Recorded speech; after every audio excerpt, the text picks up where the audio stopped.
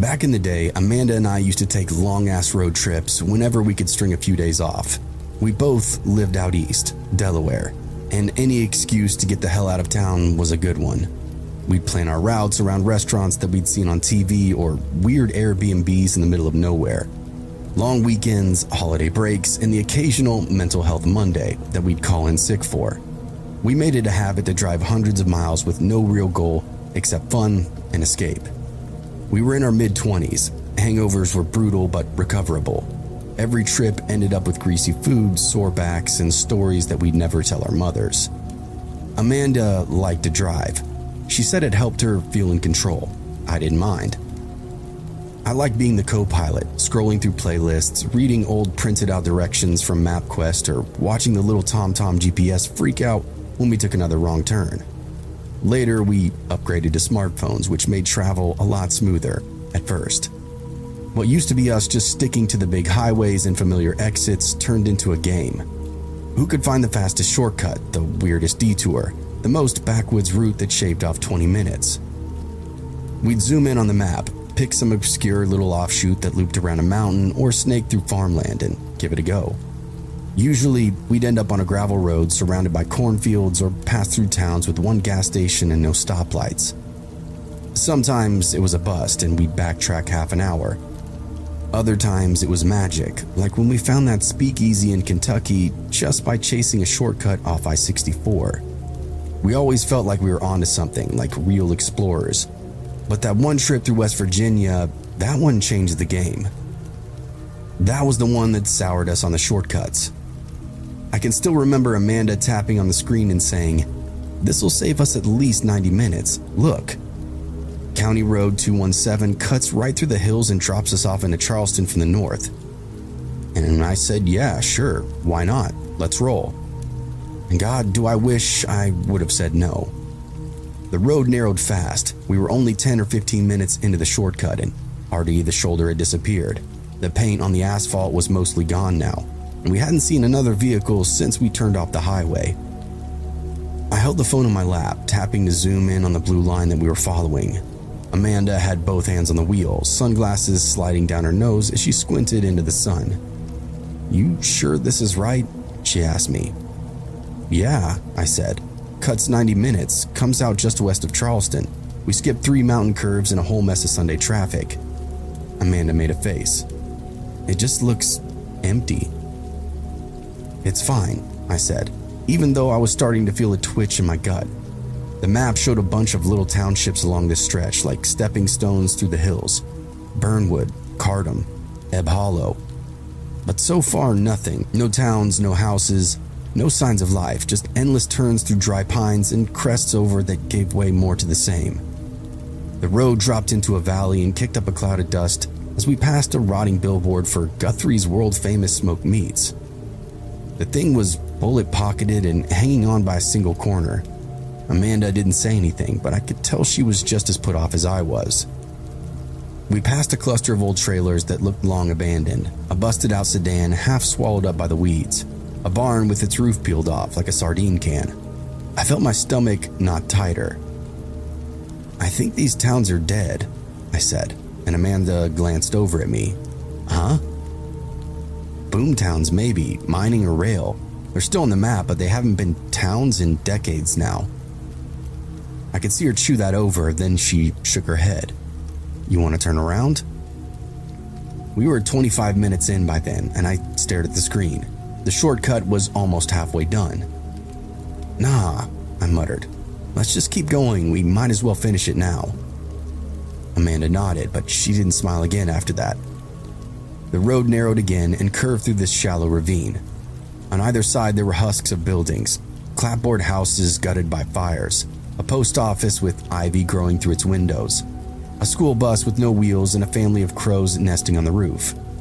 We passed this old wooden sign that said Burnwood Pop 214. Then below that, spray painted in red, "Not anymore." I think that should have been the moment that I said screw it and called it, but I still didn't do it. I told Amanda that we were probably close to the other side, maybe another 10 miles, maybe 15. That wasn't a lie, I just didn't want to admit that I'd made a bad call. A few miles later, Just when the gas light blinked on and Amanda let out this sharp shit, we saw it. Hadley Springs. A crooked white sign marked the entrance, swaying on rusted chains. The town itself was better preserved than the others. Buildings with full roofs, intact windows, and a main drag that ran straight through. No trash, no graffiti, and cars parked along the curbs like residents had just stepped inside for lunch. But there was nobody outside. We rolled past this small diner with an open sign, unlit, a barber shop, an insurance office, a church with no name. Not one single person, no movement, no sound, just the soft roll of our tires and Amanda whispering, "This is weird." "Yeah, I know," I responded. "Just keep driving." We were maybe halfway through the town when the engine made that low burble sound that it does before it runs completely dry. "We're not gonna make it," Amanda said, panic creeping up into her voice. And then, as if on cue, a gas station appeared on the corner. Small, squat, old school. Just two pumps and a little shack of a building beside them. There was a man out front. He looked to be in his early 30s, thin as a wire, wearing a sweat-darkened flannel and faded jeans. His hair was long and yellow-white, tied back into this greasy ponytail. He was sweeping something off the concrete. As we pulled in, he leaned the broom up against the wall and turned towards us with a grin. Amanda eased her window down. "Y'all just passing through?" he asked. His voice was thick with that mountain drawl, every word dragging. Yeah," Amanda said. "We're headed west. Took a shortcut." He laughed. "A lot of folks do that. GPS will send you to all kinds of ways out here. Usually come in thinking there's more to see. Usually the same thing, too." "What's that?" I asked him. He shrugged. "That the place don't look right." Amanda handed him a 20. "We just need enough to make it to Charleston." He nodded and started pumping gas. We watched him through the side mirror. I didn't want to look around, but I did. And what I saw chilled me more than anything yet. Behind the diner window, two faces staring out. Not blinking, not moving, just watching. Across the street, in a curtained upstairs window, a silhouette. Broad shoulders, head tilted like it was trying to listen. Then the other window, and another. All of them still, and all of them focused directly on us. They didn't look off enough to scream like horror movie style. They weren't mutants or monsters, they were just off. Like they'd been raised up in a place where both daylight and manners weren't commonplace. When the man finished, he capped the tank and came back around, handing Amanda her receipt with a look that I won't forget. "You girls are lucky," he said. Amanda blinked. "What?" "Coming through during sunup," he said. "Most folks come after dark, and when they do, they don't get to leave." He let that sentence hang there like a noose. Then he smiled and tapped the roof of the car. "Y'all drive safe now."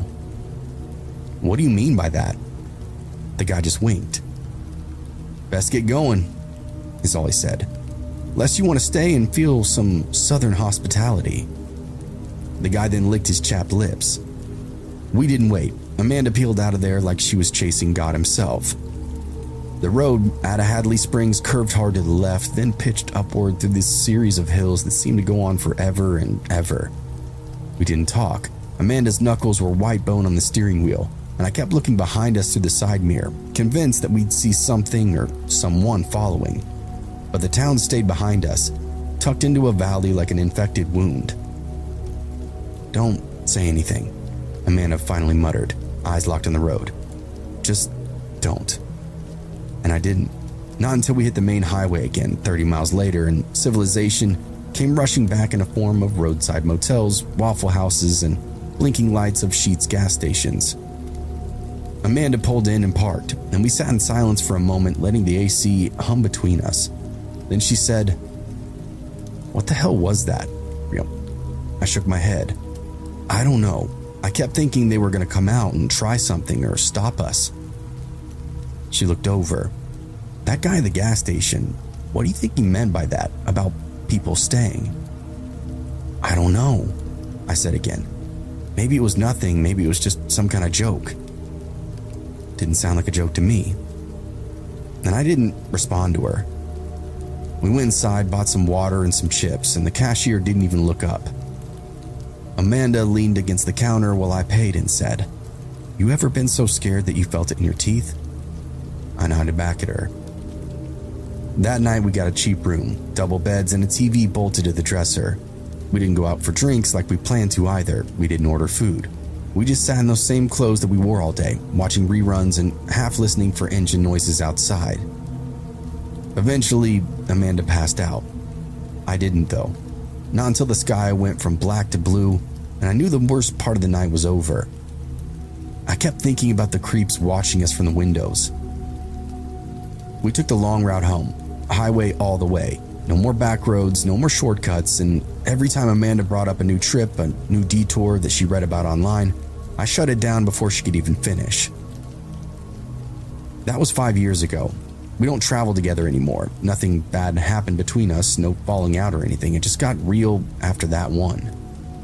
I never go through West Virginia without a full tank of gas anymore either.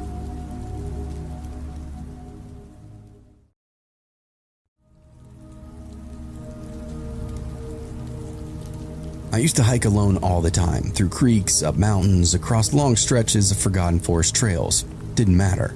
If I had a pack, a few granola bars, and a decent forecast, I was out the door. There was nothing like being off-grid, far from people, where your thoughts could stretch their legs a little.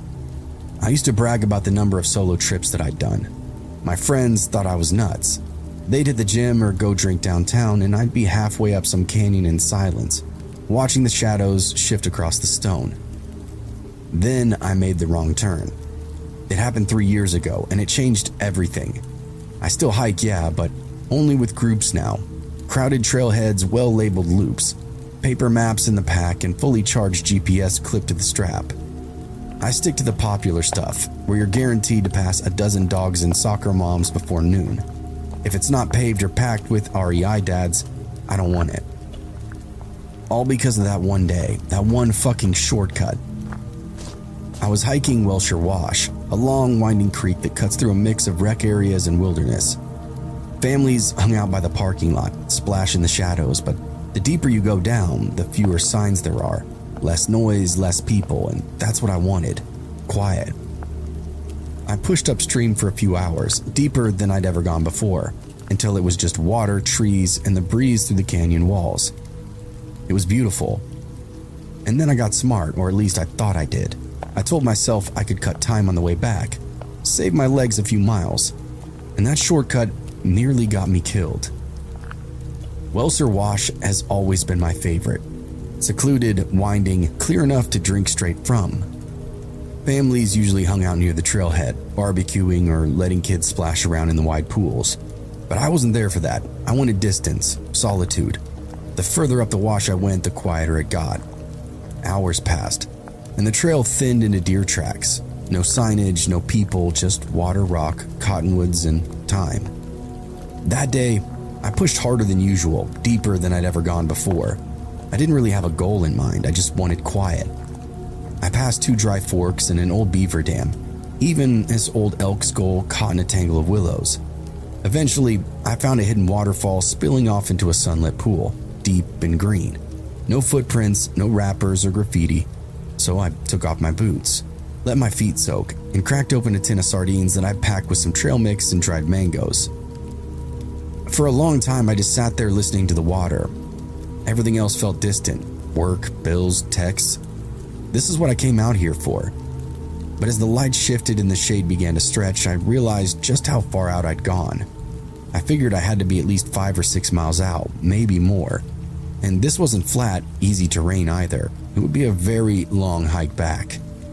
That's when the shortcut idea started to crawl up in my brain. I noticed earlier how the creek twisted and curled around big hills and those rock bluffs. If I just cut across 1 or 2 of those big loops, I could shave off a mile, maybe 2. It made perfect sense.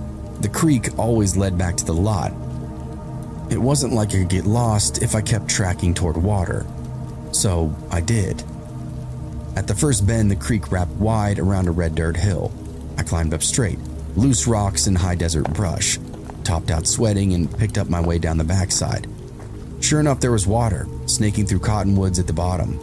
That saved me 20 minutes easy. I felt super smart and capable. I tried it again. The second shortcut was trickier. The climb was longer, steeper, and choked up with deadfall.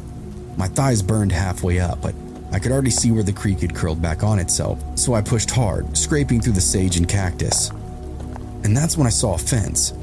Chain link about 6 feet tall, bent and bowing but still upright, running straight across the ridge line and into the trees on the other side. No signs, no barbed wire, just a rusting wall between me and what I figured was the shortest path home.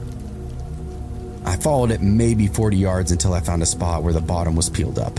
Not much, maybe a foot of space, but enough for somebody desperate or dumb enough to squeeze through. I didn't think twice. I dropped to my belly and wormed through it. My backpack scraped, but I made it. The terrain beyond was different, flatter, shadier, trees set further apart. Everything was overgrown but somehow looked clearer, like it had been maintained long ago and then left to rot. There were crushed beer cans in the dirt, a rusted axe head, and the roots of a juniper. Something about the air felt off, though. I kept moving. The shortcut had to pay off soon, right? 10 minutes in, I stepped out of the trees and saw it. A house. 1 story and grayed out. Plywood nailed over some windows, but not all.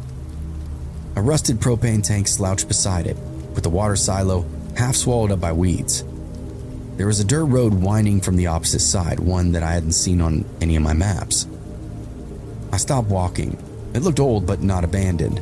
Not ancient ruin, not collapsed shack, just paused. Like somebody stepped away for a season and then just let it all fall into disrepair. That's what I told myself, at least anyway. Then this sharp crack split the air. Something struck the dirt a few feet to my right. Another blast hit the dead log just behind me. The sound echoed, loud, close, and unmistakable. A rifle. Then came a voice barking from the house. "You lost, boy?" I froze, heart pounding. My mouth opened, but nothing came out. The third shot hit the tree behind me so close bark exploded off into my hair. And that's when I finally ran. I turned and sprinted, crashing through the brush like a spooked animal. The hill that I just climbed up felt twice as steep on the way down. My boots skidded on the loose rock and sand. Another shot cracked out behind me. This one sounded a lot closer. I didn't look back, just dropped low, arms pumping, adrenaline burning hot in my throat. The slope blurred past in streaks of color, red dirt, torn limbs, flashes of sky. I slipped once and caught myself on this scrub oak, tore skin clean off my palm, but I kept going. I hit the fence at full speed and dropped to the ground, shoving my pack through first. My shirt snagged on the mesh, but I didn't care. I wormed under the hole belly first, hard hammering, lungs heaving like I just ran a marathon. Behind me, another shot rang out. I heard it slice through something. It wasn't bark this time either. It sounded like metal, maybe the silo, maybe the fence. Once I was clear, I just kept moving. Down the hill, sliding sideways through gravel and pine needles, I found the creek again. Jumped straight in, boots and all, splashing down like it would save me. I didn't stop to catch my breath, I just kept moving until the trees closed in again, and the terrain started to look like Welser Wash again. Somewhere behind me, the man was still yelling. Something about property rights, something about hikers think they own the world. Then I didn't hear anything, just the water and the wind and my gasping breaths. I followed the creek, pushing as fast as my legs would go, every noise in the brush setting off alarms in my brain. A snapping twig, a bird taking off, even the sound of my own pack shifting felt too loud. I kept imagining him showing up on the trail in front of me, waiting with that rifle, but he didn't, and I didn't see him again. It took me nearly 2 hours to get back to the main trail. My socks were soaked, one knee bloodied from a fall that I barely even remember. I passed 2 kids in flip-flops carrying pool needles, and I nearly burst into tears. Their mom looked at me funny, like she could tell that something had gone wrong, but nobody said anything. At the trailhead, I climbed back into my car, locked the doors, and sat there shaking for 15 minutes straight. I didn't even take off my boots, I just sat with my hands on the wheel, staring straight ahead while my brain tried to put the pieces in some kind of order. Eventually, I drove off. I didn't report it, didn't tell the rangers, didn't file a complaint or call the police. And I know how that sounds, but you have to understand, this wasn't some idiot taking pot shots from a distance. This guy meant it. He wanted to scare me, maybe even worse. And I knew deep down in my gut that if I went back with somebody in uniform, it would turn into something crazy. Besides, it was really on me. I made that call to go off trail. I saw the fence and went under it. He wasn't really wrong about that part. Still, I think about it constantly. I think about how close I was to stepping up to the house. About what if I knocked on the door? What if I hadn't noticed the first shot in time? I hear that crack sometimes when I close my eyes, feel the sting of the bark still hitting my face, smell the metal of the fence when I hit the dirt to crawl under it. That day ruined solo hiking for me.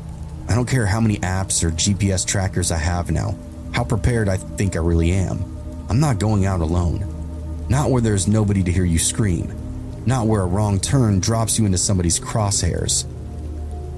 I still hike to this day, but only with others, only where there's cell service. I study maps, I look for trip reports, and I don't just wing it anymore, no matter how scenic the route might actually be. And I never, ever take shortcuts.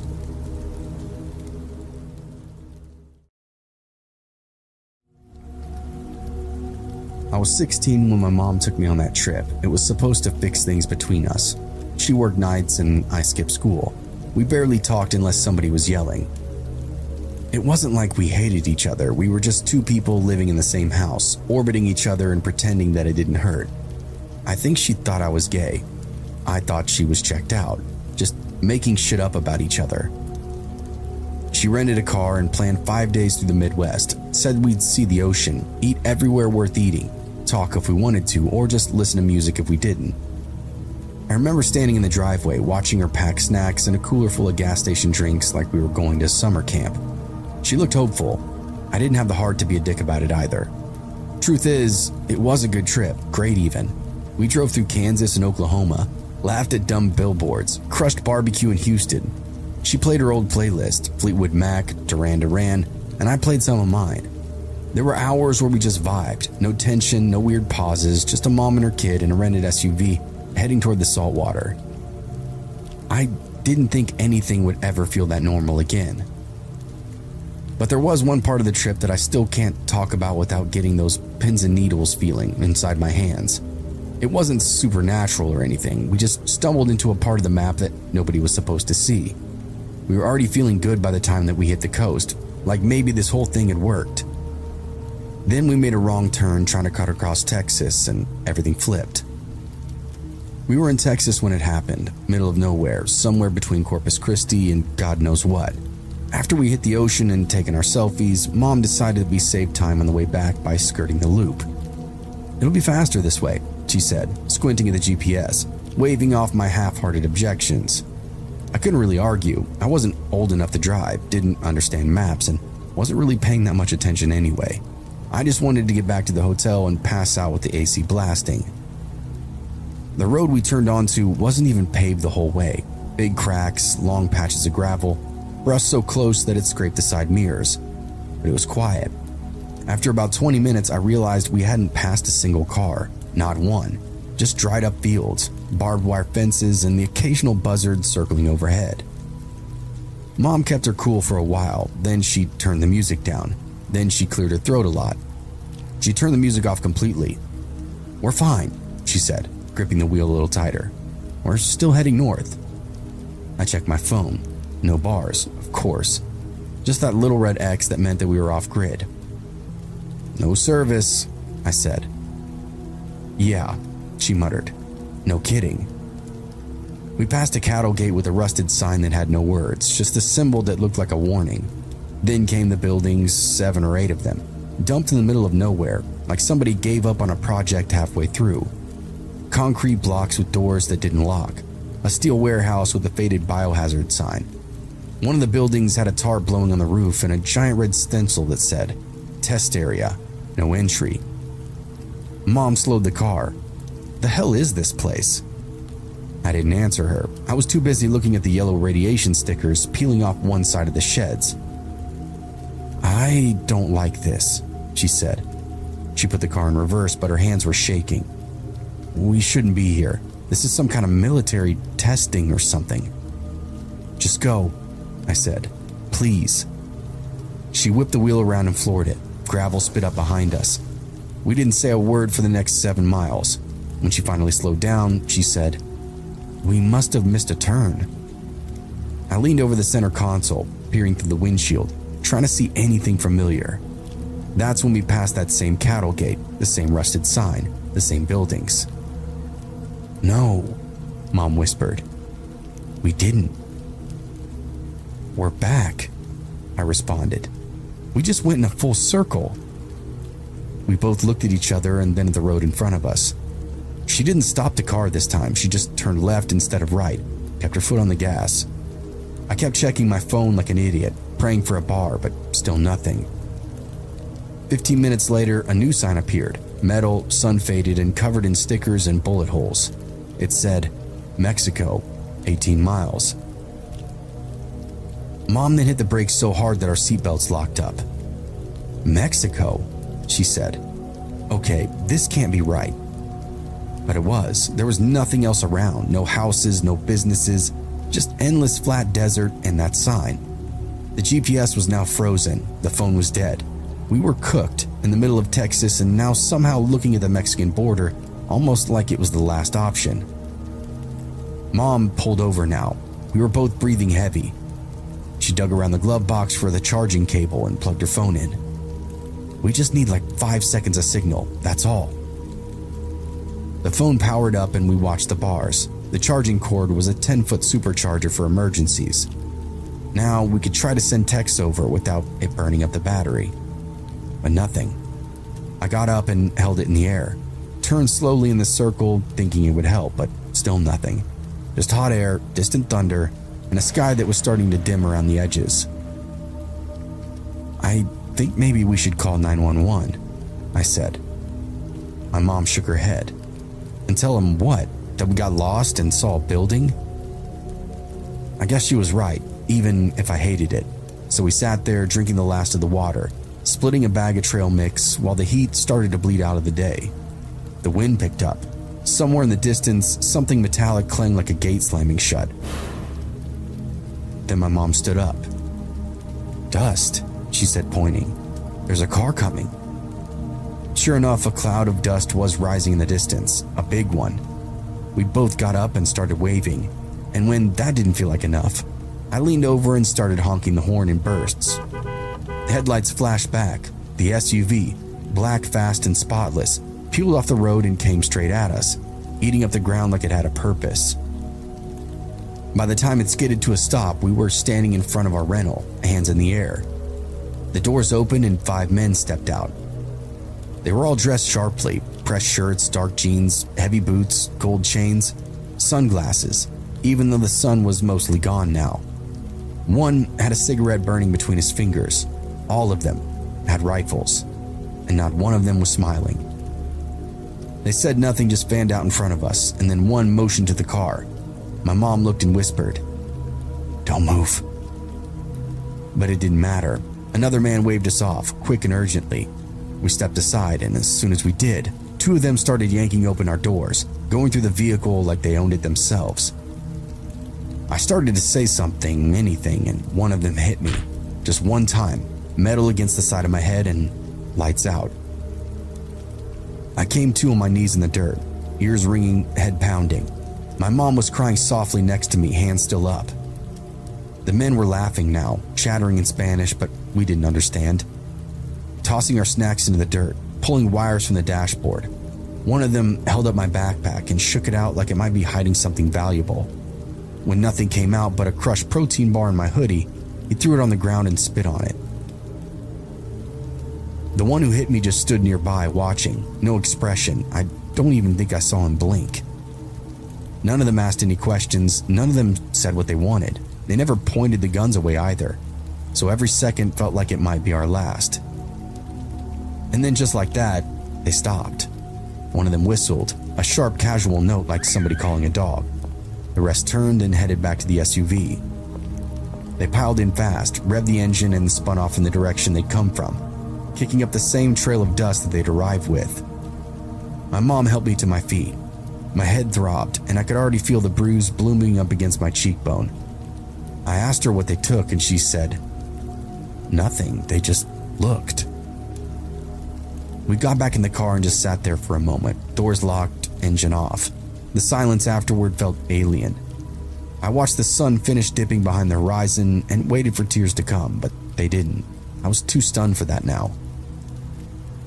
"I'm driving," Mom said finally, and I didn't argue with her. We turned the car around, rolled slowly in the opposite direction, and this time it only took about an hour and 45 minutes to see lights, a town, real pavement, cell signal. She sped into the first gas station we found, parked half on the curb, and ran inside. I stayed in the car, blinking at the overhead fluorescence while people walked in and out with bags of chips and coffee. A few minutes later, she came back with a clerk and said the police were on their way. An officer showed up in less than 10 minutes. He looked more bored than he did concerned, asked where it happened, asked if we had any names, plates, or any idea which direction they'd gone. My mom explained to him that we'd been lost, and we thought that we were near the border, that we'd run into, she hesitated, some men with guns. He didn't write much down, he just nodded a lot, told us we're lucky, then added that we shouldn't be driving around that area without a reason. He didn't say it like a warning, he said it like a judgment. They called in an EMT who checked my head, cleaned the cut, then asked if I wanted to go to the hospital. I said no, I want a shower, a bed, and I wanted to never ever think about any of this again. We got a hotel a block from the police station. Basic room, 2 full beds, nothing fancy. Neither of us spoke for a very long time. I showered, sat on the edge of the bed in a towel, and watched my mom scroll through her phone with a blank look on her face. At some point, she put it down and looked at me. "Are you okay?" I nodded. Then she said, "You saved us, you know. Waving them down like that, getting their attention." I shook my head. "No, I didn't. I got us into it. If I hadn't honked..." She cut me off. "We were already in it. You did what you thought would help us." That was the closest thing we ever got to talking about it. After that, we mostly just let it fade. Told the story once to my aunt, but left out all the stuff that would make people uncomfortable. Made it sound almost like an accident, like a moment that passed as quickly as it came. But it didn't pass. It stuck with me, still does. I think about those buildings sometimes, about what kind of place has nuclear signs with no fence, no guards, and no name. I think about how we loop back without realizing, like the desert didn't want us to leave. I think about those men in the SUV, how calm they were, how organized, how we were nothing to them, just 2 Americans who took the wrong road. That trip ended up fixing a lot between us, believe it or not. Not the ocean, not the playlists, not the barbecue, just surviving.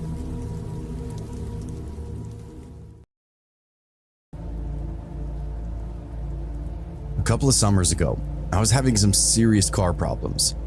At the time, I was going through all kinds of other crap. My boyfriend and I had just broken up. My savings were depleted. I was caught up in some drama at the place that I was working. In the middle of all this hectic time, my car starts acting funny, shaking whenever it started, blowing clouds out of the exhaust, the dashboard throwing codes and check engine lights. Pretty much everything that could go wrong seemed to be happening to my car all at once. Here's the deal. I know absolutely nothing about cars, and you can say it's because I'm a girl, but even if I were a guy, I still probably wouldn't know anything. I don't really care about cars. I don't care about understanding them. I'm more than happy to pay someone to do all that work. Back then though, especially being newly on my own, I had very little in the way of disposable income. So when the car started chugging and rattling, it had me sweating right away. If it was anything major, I would be out of a car because there's no way I could afford it. One of my friends made a suggestion to me, and that was to find a local mechanic online to just run simple diagnostics, locate the problem, and maybe work out a more feasible solution, depending on what it would cost me. My friend had just recently needed to get some work done, went through a guy advertising on Facebook, and not only did he fix everything wrong with our car, but he was totally transparent about the cost. The guy had since booked up and wouldn't be able to help me out for at least 3 weeks or maybe even more. My car was getting worse and worse every time I started it. I got to work finding someone else online, and I started with Craigslist, but quickly found out I didn't like how just anonymous it was. I threw up a post and got dozens of responses within a day, but none of them had anything to do with fixing my car. It mostly was just a lot of unsolicited pictures and offers for dates and other kind of weird stuff. I scrapped that post within 24 hours, and from there, ventured out into the world of Facebook Marketplace.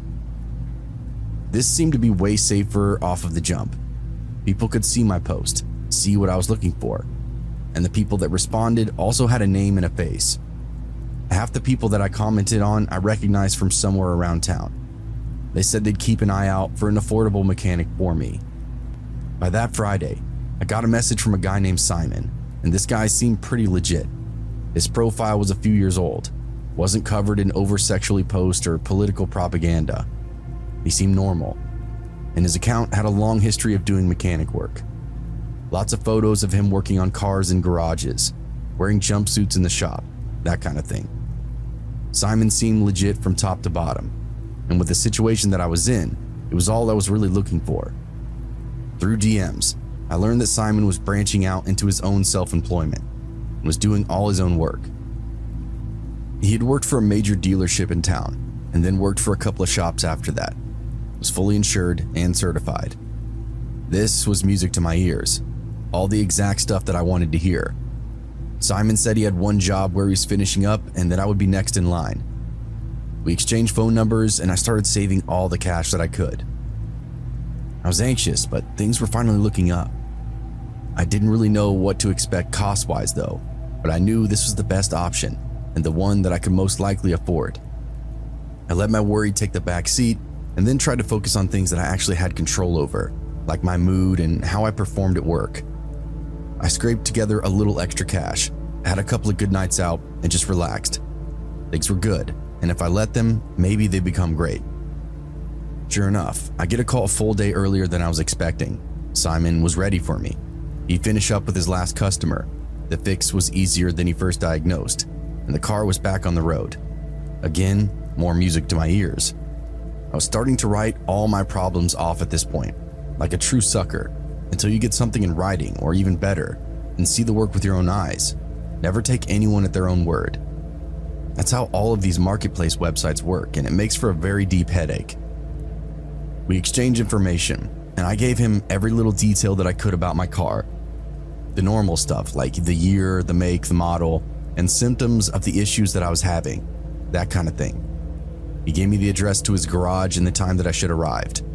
Everything felt professional for a guy that I just found online, so I was even more enthralled with getting it all done and finally over with. I told Simon thank you so much for your time and that I would see him tomorrow. The address that he gave me was about a half hour away, on the side of town that I wasn't super familiar with. He told me to be there by 10 a.m., and I didn't want to be late, so I planned on leaving at 9. That never happened though.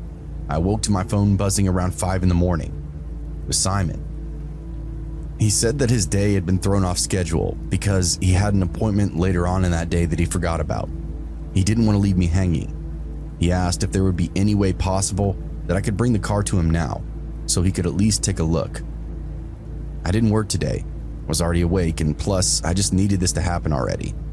I told him I would be there as soon as possible. He sounded super excited, said goodbye, and I started getting ready. I blasted through a shower, pulled some clothes on, and scarfed down this microwavable breakfast, and then I hit the road. I don't even think the sun was up yet. I coasted along until I didn't know the roads anymore, and it wasn't until I went past that last stoplight that I realized I wasn't even in a neighborhood anymore. There were still houses out here, but there were big empty lots, full of grass between them. Still, even with the dwindling civilization around me, I didn't think twice about it. At some point, I reached over to grab my phone, check my messages, and change the song playing throughout my speakers. The second that I picked it up though, I get this incoming call from Simon, so I answered it right away. I put the phone to my ear as I prepared to say hello. I could hear Simon talking to someone else though.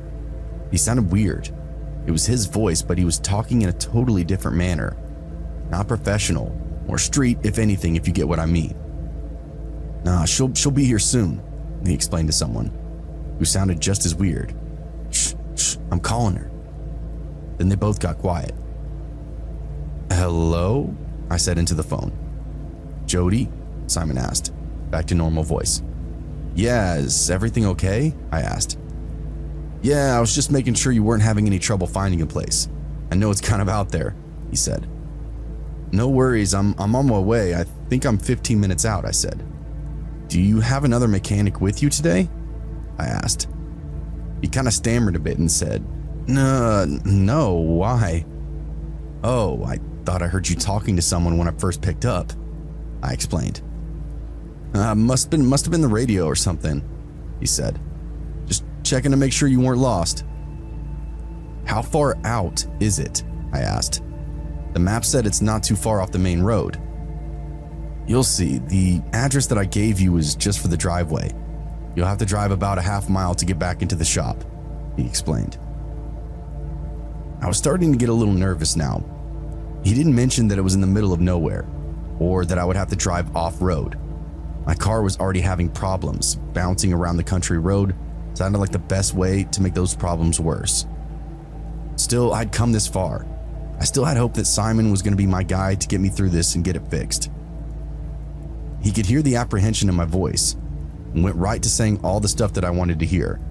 How we check the engine, make sure everything's flushed, and it perked me right up and got me on my way. I said bye and hung up the phone.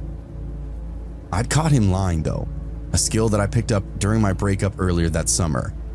He walked right into it, and I couldn't tell why. Who'd he have with him that he didn't want me to know about? The road came up and I turned into what was a big dusty turnout along the road. From there, it was a little single rut dirt road that snaked off into the forest. My gut sank almost immediately. This was clearly not a road that led to a residence or business of any kind. There might be campsites back there, at the very most, and if not, piles of highway trash and shooting targets. I rolled my car through the lot and then onto that dirt road, and bumped along for maybe 5 minutes, then brought my car to a stop. Even with the rising sunlight, there was nothing out here. No light in the distance, no big warehouse, no shop doors, nothing. I grabbed my phone and called Simon. Hello? He said. Hey, I don't see anything out here, like at all. How far did you say it was? I asked, knowing he had already said it a half a mile off the main road. Oh, about a half a mile. Well, I've already gone that far. I've been driving for a few minutes now, I interrupted him. Oh, well, you're almost here then. I don't log distance well. It might be further than a half mile, 2 miles maybe, but it has to be 2 miles at the most, he explained. My gut kept twisting into a knot. Things were starting to not add up, and I was feeling a fool for being out in the woods at 5 a.m. Unbelievably, I kept pressing on, tapping my gas pedal and daring my car to break down at any damn moment. I go just a little bit further when my phone lights up. It's Simon calling again. I answer and bring my car to a slow roll. Hey, I can see your headlights, he exclaims. I feel a bit of confidence for just a split second, but then I remember the string of buzzwords that he used to get me out here. I'm realizing this guy has to be a bullshitter, and a supremely good one at that. Anytime I expressed any kind of doubt, he started saying all the positive stuff that I needed to hear, and I just take him at his word from there. Yeah, just keep going, just back through this tree line and you're here.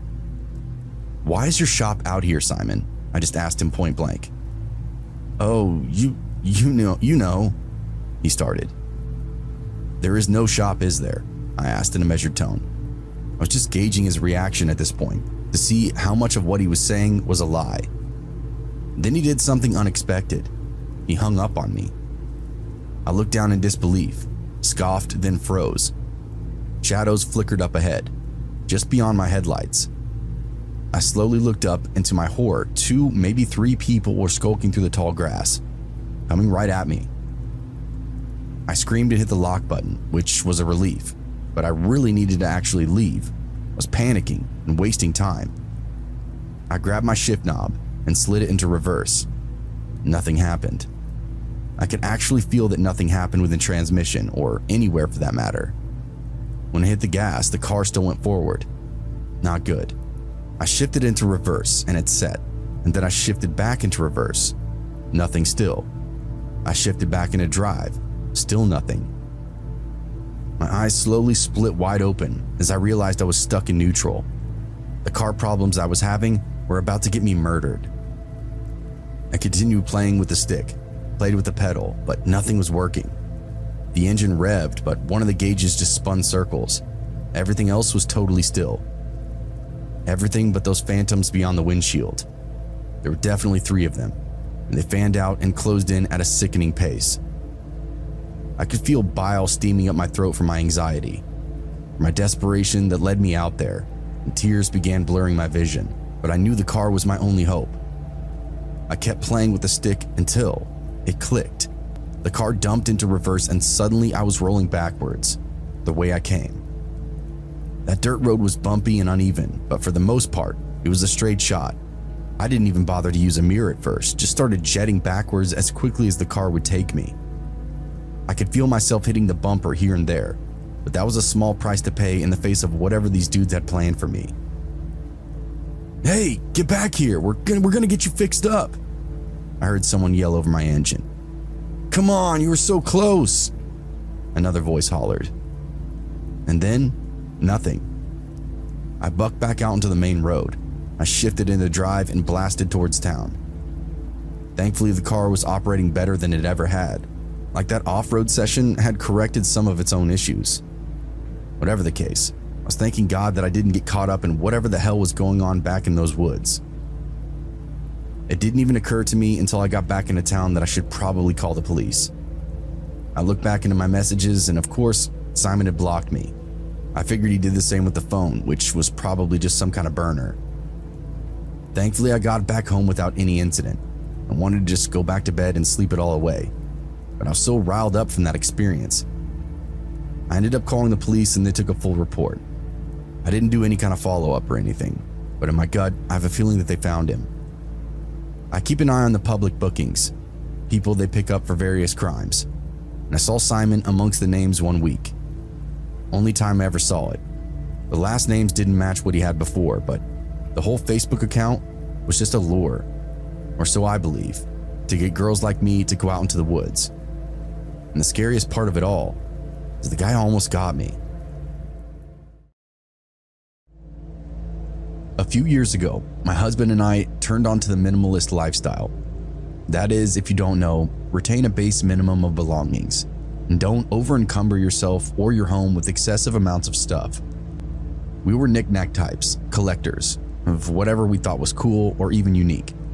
Each windowsill in our house had different charms or minerals on display. No surface went undecorated the entire time that we were together, up until the introduction of this whole minimalism idea. Once we learned about it, we started selling all kinds of stuff. Facebook Marketplace became a passive form of income for us, but we still weren't fully satisfied. After the first year, all the knickknacks and small collections were gone, but we still felt like our house had way too much stuff. I sold a bunch of my crafts gear that I wasn't using anymore. My husband sold off tools and outdoor gear that he never used. We started to plan out what we were going to do with all the money that we saved as well. It was only like $500, but at the rate we were going, it would turn into a nice little chunk of change, more than enough to take some kind of nice vacation. We wanted to empty out even more of our belongings, to see if we can get the money pile up to $1,000. I was starting to sell some of my collector items, like antique chinaware, paintings, and things I largely considered just extra.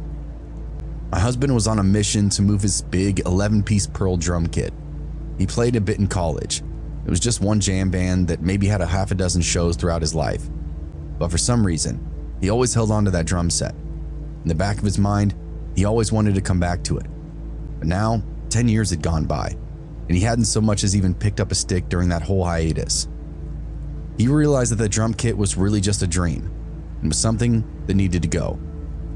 We came up with a fair price and added it to our ever-evolving Facebook Marketplace offering. It was the highest mark item at the time, and was going to make more than double the amount of savings that we accumulated. We started to get some bites, but they were mostly just offers that my husband wasn't interested in entertaining. People wanted to make trades or payments, or just make lowball offers in general. My husband wasn't having it, stuck firm on the price. He knew what that kit was worth, and he'd already moved the price down significantly. The price was right. Now we just needed to wait for the right buyer. A week or so later, I was home alone. I had the day off. I was going through my normal morning routines when I saw that I had a notification. Someone had commented on the post about the drum set. He said it looked great, it had an amazing price, and would love to come take a look at it. He ended his comment by asking if he could send us a DM, to which I replied yes. I finished up what I was doing, the laundry or the dishes, something like that, then called my husband Mitchell. "Hey, someone commented on your drum set," I said.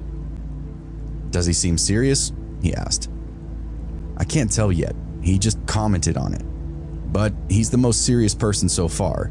He wants to come take a look at it. What time are you going to be home?" I don't know," Mitchell stammered through the phone. He was a site manager, and they were putting up a new building. His hours during this project could vary. "I'm not really sure. So if he's wanting to see it this morning or even afternoon, and you feel comfortable, go ahead and let him come by and take a look at it. The price is firm though. This is just purely a quality check of the instrument," he explained very clearly. "Sure, sounds good. Anything special I should mention?" "That it's been collecting dust for 10 years and may as well be brand new. I gotta go though. I love you." "I love you too," I said, and then hung up.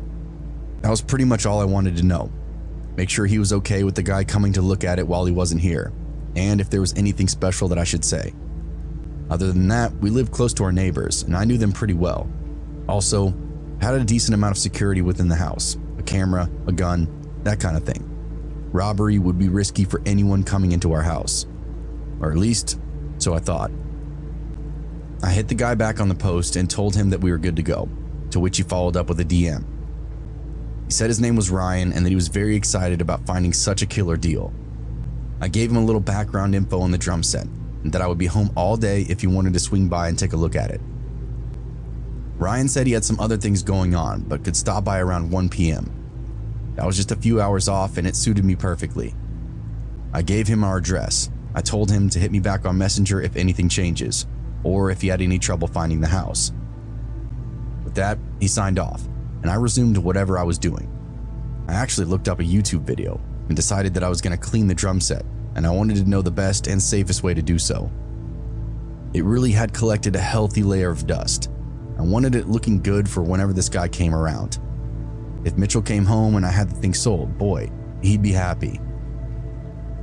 After I got it dusted and shined up, I went and took a shower. I still had plenty of time before Ryan was supposed to show up, so I figured I'd get some more of my own chores done before I did the showing. I hopped out and started drying off, and then I just got this weird feeling. I couldn't place it at first, but it was like there was something that I didn't recognize beyond the bathroom window. We had one of those weird fog glass windows, so you could just see blurs and colors, no real definition through the glass. But there was something bright red in our driveway. At first, I thought it was maybe a neighbor or a delivery driver. I snuck into the bedroom and got dressed, as I quietly listened for anything weird. Footsteps around the side of the house, or maybe somebody already inside. I really didn't know what to expect, so I kept my phone handy just in case. I snuck out to the kitchen and looked out the window. There was a red hatchback parked in the driveway right behind my car. Okay, not the weirdest thing, but definitely unusual. Just as I'm getting ready to put on my sandals and ask the neighbors if they know anything, I see something. There's a man outside the living room window, essentially standing in the front yard, nowhere near his car. I keep an eye on him, and I don't really panic at first because he looks like, I'm not sure, maybe he's confused, lost. He looked like a little kid. It's really hard to describe. Definitely a full-grown man skulking around my property though, but the look in his eyes was that of a child. It's weird. Still, I pulled up my phone and had my husband's number ready to dial. This guy was picking around our garden, mostly the herb patch where we grew a bunch of stuff in little squares near the front of the house. He touched just about everything and started helping himself to links of rosemary and thyme, handfuls of basil leaves, mint, even oregano. When he had this nice little stash, he took it back to his car and tucked it inside the console. I figured he was going to hop in the car and leave, but to my surprise, he went back to the area near the window and started fiddling with the hose. He got it unwrapped from the holder and turned the knob and then started watering the herb garden. He gave it a few spurts, then put the nozzle in his mouth and started drinking from it. He did this for like 10 minutes, no joke. After he was satisfied, he made sure the hose was untangled, then started walking over to his car. I kid you not, this man washed his entire hatchback in my driveway with that hose, with my own water. I couldn't believe what I was seeing, but I was so perplexed with what I was watching, I didn't even bother to stop him. This guy was clearly crazy, or maybe he thought he was at a different house, but either way, it was my entertainment for that afternoon. When he was done rinsing his car and having a sip, he walked the hose back over and wrapped it up on the holder, then killed the water just as he found it. Okay, some semblance of normalcy, I guess. I'll never forget watching him pull his phone out and then putz around the front yard, Facebooking or whatever the hell he was doing, like he was just at his own house. Now, I really thought this was a case of mistaken address. He must be from out of town. Thought he was at his sister's house or something. Maybe he knocked while I was in the shower and I didn't answer. Now he was just waiting around. But then it happened. He put the phone to his ear. Then my phone started vibrating. I was receiving a Facebook message call from Ryan, the guy who was supposed to come over in an hour or two. He was the weirdo looting my garden and helping himself to my hose. I shook my head and answered. "Hello?" I said. "Hello," he said. Super weird start. "Is everything good? We still on for later?" I asked, staring right at the back of the guy's head. Yeah, I was actually gonna ask, could we move up our meeting? A bunch of stuff came up later and it'd be easier for me to come take a look rather than later." "Sure, how about noon?" I asked, checking the clock. That was in 20 minutes.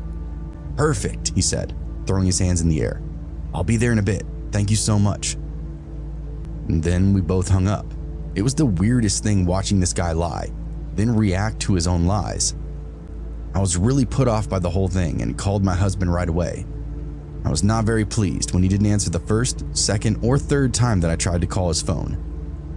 They were in the middle of putting up these massive steel warehouse buildings, and the phone service was really bad beneath all that metal paneling.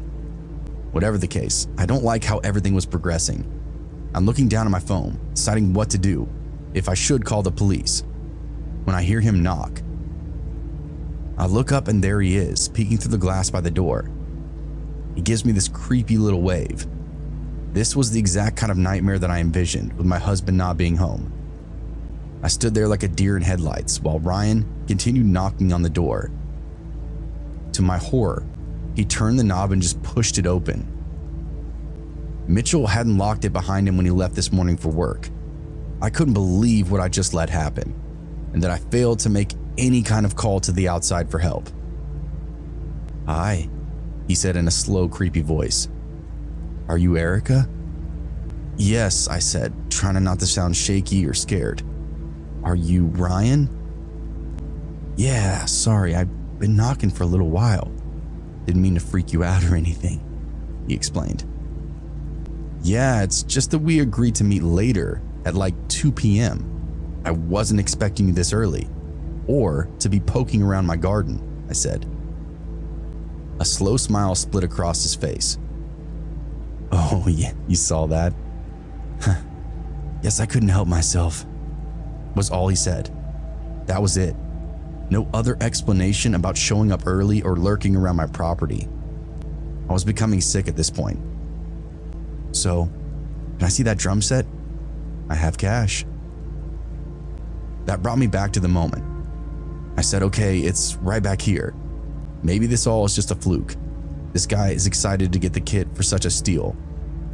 I led him inside the rec room and the guy started going off about how pristine it was. Loved the vintage look. Loved how preserved it was. All that good stuff. This guy was on his hands and knees inspecting every little hinge on the frame. Then he starts telling me about the old band that he used to play in. How they went by the wayside after the frontman and songwriter got locked up for selling drugs. He was just a fill-in guy for a while, taking gigs as a sub for other bands on tour, or local acts around town who just needed him for one night. Got to learn a lot about genres and what he liked to play during those years. And suddenly, I realized this guy had been talking to me for like 40 minutes, going on and on and on about his whole life story. He hadn't so much as turned an eye on the drums since he started talking, and now it was just all about him. I was getting that weird vibe again, I didn't know what to do. Ryan was making himself at home, walking from room to room, giving himself his own little tour, and complimenting everything that he found.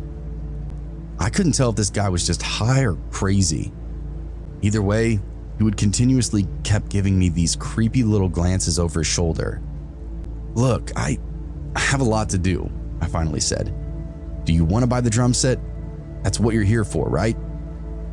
Yes, he said. "The drum set. It's perfect. I want it." He pulled a bunch of money out of his pockets, disorganized bills, crumbled and stuffed at random. He counted out the amount that he needed and kept asking me over and over and over again what the amount was. It was a nice round number. I really couldn't figure out why he needed me to repeat it so many times. He gave me the money and then started breaking the kit down and then schlucking it out to his car. He talked the entire time, like he never took a breath, continually talking about what he was going to do with his drums and the plans for his weekend. It was like this guy thought he knew me or something. After he got the drums loaded up, he actually tried to come back in our house, and thank God my husband got home around this time. Ryan's entire demeanor changed the second Mitchell's truck rolled into the driveway, like he'd been caught out or something. He went from looking like a curious kid to menacing and troubled. He didn't speak to my husband at all, just simply said thanks, climbed into his car, and left. I never heard from Ryan again, and thankfully haven't seen him either.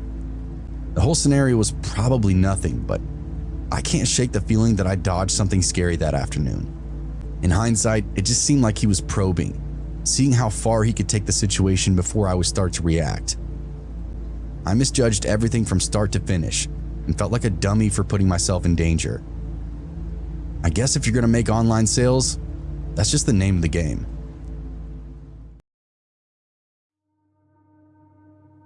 I was taking a road trip with my good friend Carter to visit some other friends from college. The drive was pretty far, about 15 hours, but we thought with the both of us, we should be able to do it in one long go. I started driving first, then about 4 hours in, Carter took over.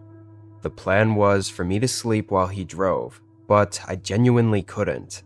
I don't know what it was, but I was never able to get comfortable. So by the time it was my turn to drive again, I was pretty tired, maybe even more so than I was before he took over. I was still able to keep my eyes open and pay attention to the road, but somehow I never noticed the gas tank getting really low. We were driving Carter's old Chevy, which didn't have the fancy tech to alert you when your tank is low. There was just a gas gauge that I never even looked at. Wasn't until the car started sputtering that I quickly realized we had nothing in the tank. Carter quickly woke up and started searching on his phone for the nearest gas station. But not even 30 seconds later, I had to pull off the highway because the car wouldn't accelerate anymore. I felt so stupid. Even worse, Carter said the closest gas station was 4 miles up the road. We were kind of in the middle of nowhere. It was just plains all around us, and there were no other cars on the road. We talked over our other options for a few minutes, but ultimately Carter decided he'd walk to the nearest gas station and bring back a canister, while I stayed and just watched the car. Maybe not the best plan, but it felt like a waste to call for help and have to pay $200 just for some gas, when the station was still within a walkable distance. Although it was 1 a.m. and dark outside, Carter didn't seem bothered as he left the car and started heading down the road. Within a minute, he was out of sight. I sat back and basically just thought about how stupid I was for getting us in this situation.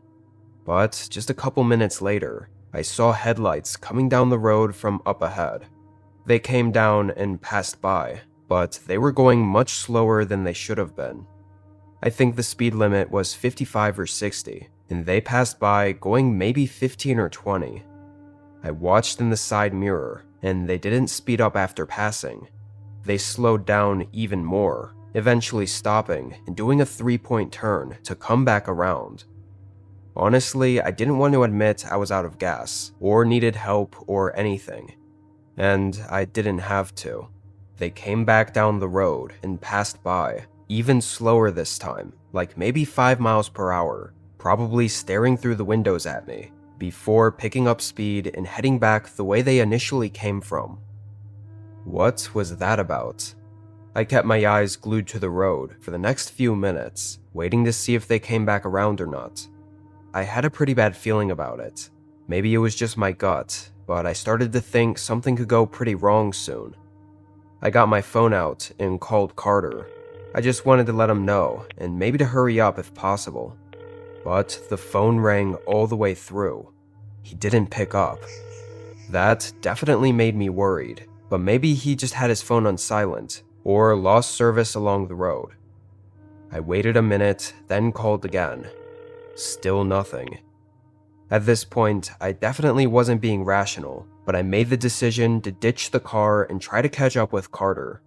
I think it'd only been 10 or 15 minutes since he'd walked away, so if he was still walking, surely I could jog and catch up in just a few minutes. I got out and made sure to lock the car, then started jogging down the side of the road. It was real quiet out there. So quiet that every time I took a break from running, I'd notice the ringing in my ears, only because there was not even the slightest sound to drown it out. I jogged for 15 minutes. I thought I would have caught up to Carter by then, unless something made him start jogging or running for some reason. I decided to pull out my phone and call him once more, and it was just then that I heard the sound of it ringing. It was very faint, in the distance, somewhere off the side of the road. I looked out at the nothingness past the shoulder of the road, and just barely, I could see a light glowing in the grass. My body tensed. "Carter?" He didn't respond. I couldn't see anything at all, aside from the dim phone screen glowing. I took a few steps off the road and into the grass, calling out again. Finally, I got a response. I could faintly hear Carter's voice coming from somewhere near where the phone was, but I couldn't tell what he was saying. I hurried closer, and Carter yelled again, and this time I could hear he was telling me to get down. I still couldn't even see him yet, but I did what he said, ducking in the grass. And that's when I looked back and saw a car coming down the road. I immediately knew it was the same one I'd seen, moving slowly, just like before. They were looking for us, or Carter, I guess. They made 3 or 4 turnarounds, slowly passing the area and very obviously searching for us. Once it seemed like they finally left, we got up and booked it to the gas station. Carter explained that the guy initially pulled over and tried to get him to get in his car. He said he was extremely creepy and really didn't hide the fact that he had bad intentions. After Carter refused, the man stepped out of his car, and Carter instantly took off running. I guess the guy thought he'd just continue running down the road, so he got back in his car to chase him, but Carter ran off the road, jumped in the grass, and just hid. At some point, his phone flew out of his pockets, and he was too scared to get up and reveal himself, so he just stayed hidden. Anyway, we got to the gas station and were able to get help. We also told the police about the guy, describing his car and everything, but they never found him. It was very much a horrifying close encounter, and I feel really bad even still for being the reason we were put in that situation. One thing's for sure though, I'll never forget to fill up the gas tank ever again.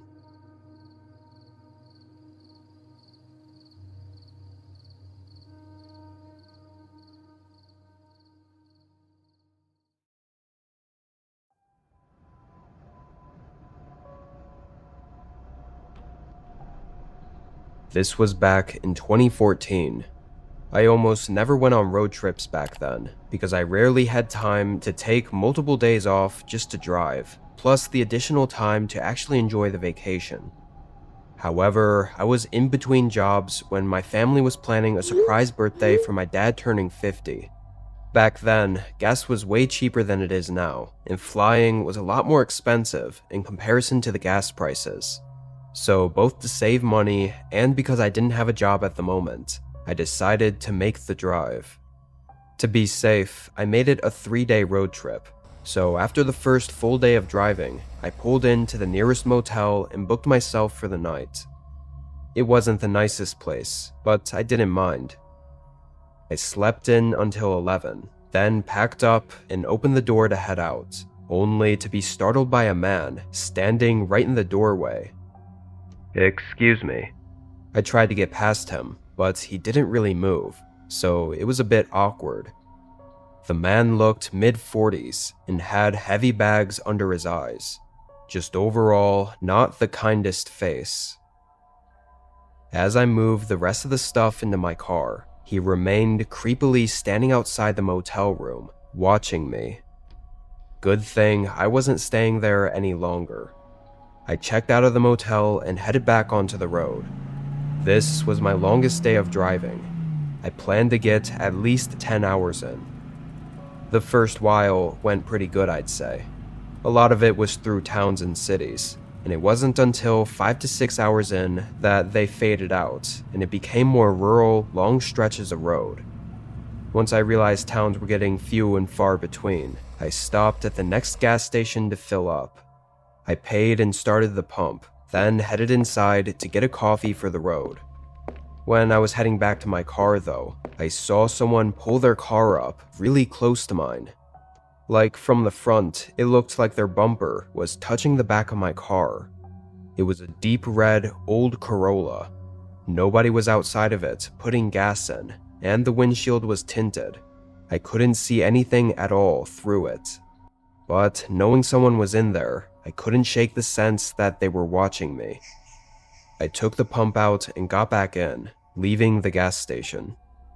Almost immediately after, that car left too, again never having put gas in or anything, and pulled up behind me to merge onto the highway. I was hoping this was all just a coincidence and just continued with my drive. I noticed them behind me for a while, maybe 5 or 6 cars back. But as the sun set, I couldn't really tell what cars were what. I could only see a cluster of headlights behind me. As it got later, fewer and fewer cars were out, and I went about 4 more hours without seeing that car again. I'd almost entirely forgotten about it, figuring it was never anything to begin with. I was more concerned with trying to keep myself awake now that I'd finished my coffee. The nearest main city was still 2 hours away, and I really wanted to make it there and get a nicer hotel, maybe even check out the city in the morning. But that was only if my eyes would stay open long enough. I thought maybe if I stopped to get another coffee, not even for the caffeine, but just for the distraction of constantly sipping on it, maybe it'd be enough for me to power through the next 2 hours. At the next gas station, I merged off the highway. Right away, I could see it was closed, the convenience store section. I was pretty disappointed, but I did need to top off my gas anyway, so I pulled through and started filling it up. Almost right away, I saw a single pair of headlights pull off of the empty highway and begin down the exit ramp toward the gas station.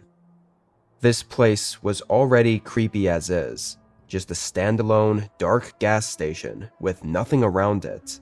Couldn't even see past the outdoor lights. So when I recognized the car coming down as the deep red Corolla from the other gas station, my heart rate instantly picked up. I couldn't stop myself from the eerie thought of if I was being followed. I hurried to unplug the nozzle and put it back, but the car pulled in extremely fast, not even going up to the pump, but pulling right up to the side of my car by the driver door. I was just able to get in before the passenger door of their car opened. A man got out, not even hesitating to run up to my door and try to open it. It took only a split second of looking at him to recognize the guy as the same man from the motel. Those unnerving eyes sent chills through me. I turned my car on, and when he realized he couldn't open the door, he stopped trying. I shot a glance at him as I pulled away, expecting to see anger or frustration, but what I saw was even more disturbing.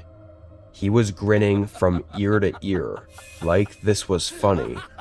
Complete psychopath. I floored it back to the highway and didn't stop until I reached the city. Thankfully, I'm almost 100% sure I wasn't followed that time.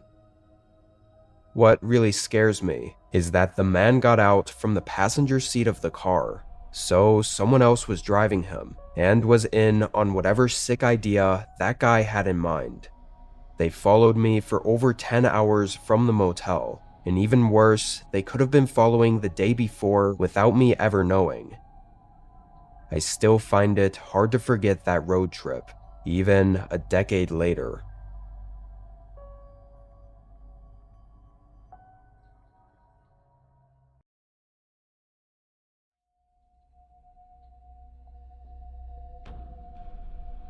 A few years ago, when I was in college, I was heading home to meet up with my family over winter break. The drive was nearly across the entire country, so multiple long days in a row of non-stop roads. I was a broke college student though, so I wasn't booking any hotels or even motels. I packed some blankets in the back seat and figured I'd sleep wherever I could, whenever I got tired. Around 1 a.m., and after 11 hours straight of driving, I finally called it quits for the night.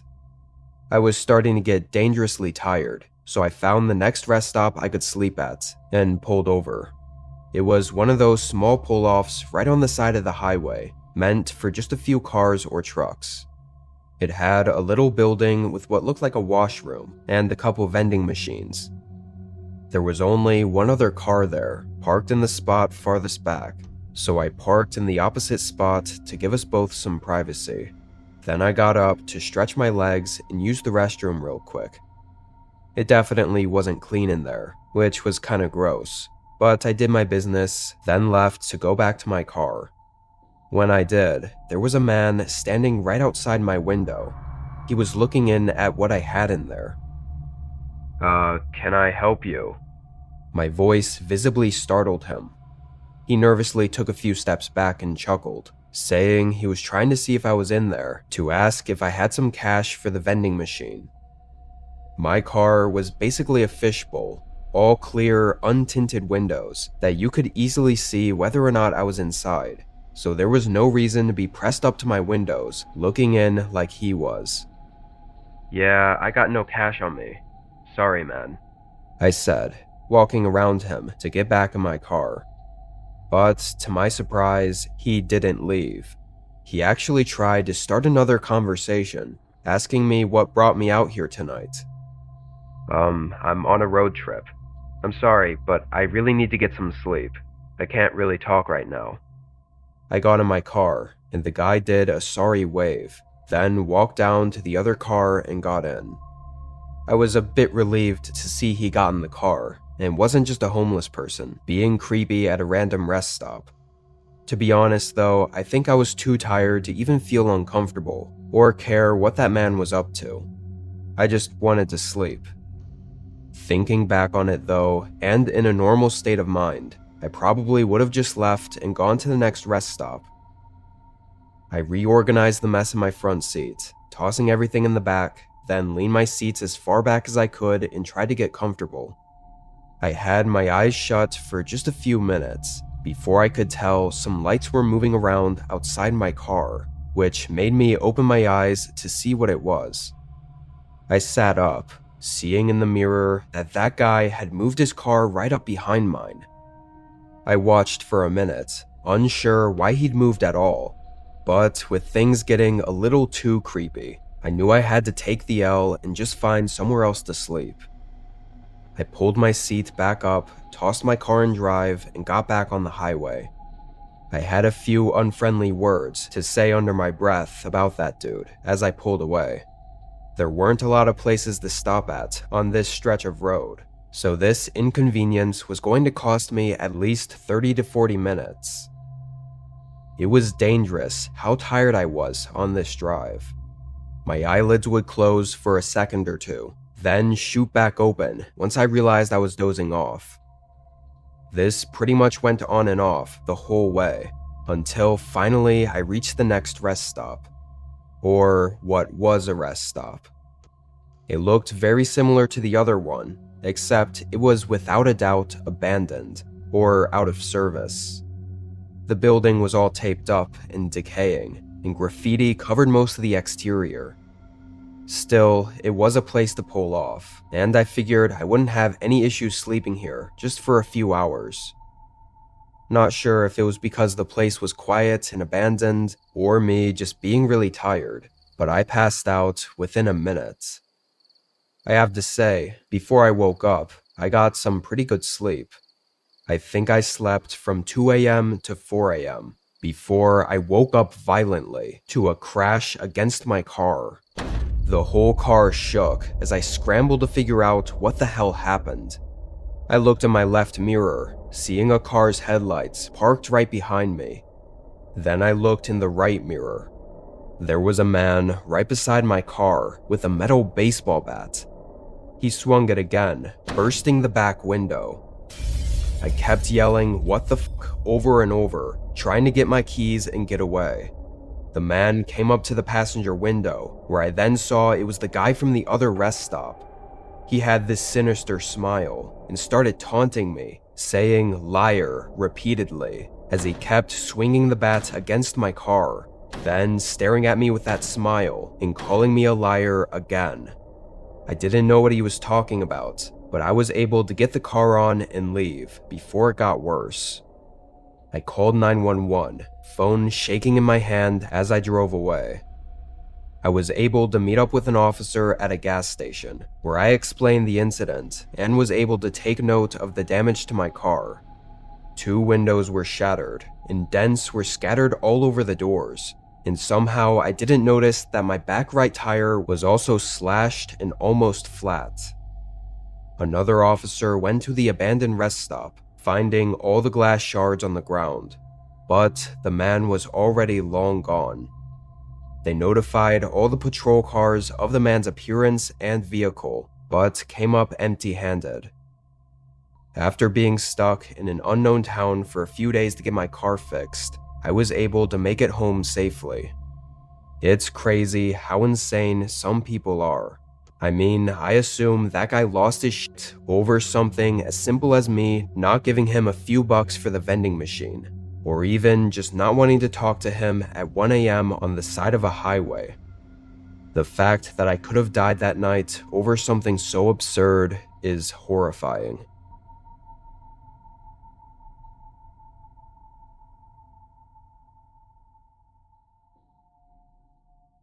This happened to me 3 months ago, and I can't stop thinking about it. I'm a college sophomore, and for about a year, I was working as a delivery driver for a popular local restaurant. For the most part, the delivery locations were not far from the city. But then, at 11 p.m. on a random Thursday, I got an order for 2 plain cheeseburgers with fries and a Coke, with instructions to hand it to the customer. Not a super unusual order, until I checked the location and found that it was in the middle of nowhere. I didn't really have an option to decline the order though, so I got the bag and headed out. As I got closer, an eerie feeling started to set in. The road became narrow and winding, and I hadn't seen anything, not even a gas station, in miles. When I finally reached the destination, I met an even more unsettling sight. The house I parked in front of seemed vacant, abandoned for years. It looked like it was turning black from some kind of soot, and there wasn't a single light on inside. I was sure I was being pranked by some stupid kids, which had happened before. However, I decided to do my due diligence and try my best to complete the delivery. I got out of my car with the bag, walked up onto the porch, and rang the doorbell. I was surprised it even still worked. The button had a weight to it and felt very mechanical, and the sound of it was like actual large bronze bells tolling from inside. I don't know why, but it gave me chills. A minute went by, but nobody came to the door. I knocked for good measure, but still, it seemed clear that the house was empty. I gave up and started walking back to my car. Almost as soon as I turned away, though, I got the sudden feeling that I was being watched. I tried to ignore it, but about halfway there, I couldn't resist the urge to look back. I almost couldn't believe my eyes when I saw the shadow of someone in the attic window, casting the drapes from a dim light that wasn't there before. It was literally like when someone in a horror movie sees a ghost inside a window for a split second. But when I blinked, it was still there. The drapes parted, revealing a middle-aged man. Then, just as quickly as he appeared, he left the window. I assumed he was going down to the door, but I didn't move to meet him just yet. I kept my distance. A few moments later, the door opened, and inside stood the same man from the window. Again backlit from a puny incandescent light bulb hanging from a chain. One that I knew had not been on just a minute ago. I still did not walk toward the house. There was a palpable stench pouring out of the open door, an odor I'd never smelled before in my life. Instead, I tried confirming the order from where I stood. I said the name on the ticket, as well as the contents, asking if it was him. He nodded slowly and said the exact words that still haunt me. "Come closer. I want to eat." I literally could not move. I wanted to drop the food on the ground and run back to my car, but this man's gaze was like a tractor beam trying to pull me into the house. After a moment of terrifying silence, the man said, "Fine, I'll come to you." He then stepped down from the porch and began walking toward me, gradually entering the cone of my car headlights, which I left on. The brighter the lights got on him, the more details I could see, and they rapidly stacked on top of each other.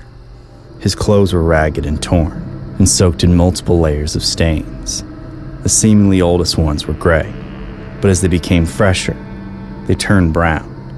Then finally, a dark red. Blood, as if it couldn't get any worse. His gait was imbalanced, like he was holding something close to his hips with one hand. Finally, when he was about 10 feet from me, I snapped out of it. I threw the bag at him, then turned and sprinted back to my car. I got in faster than I ever had, slamming the door and locking it in one motion.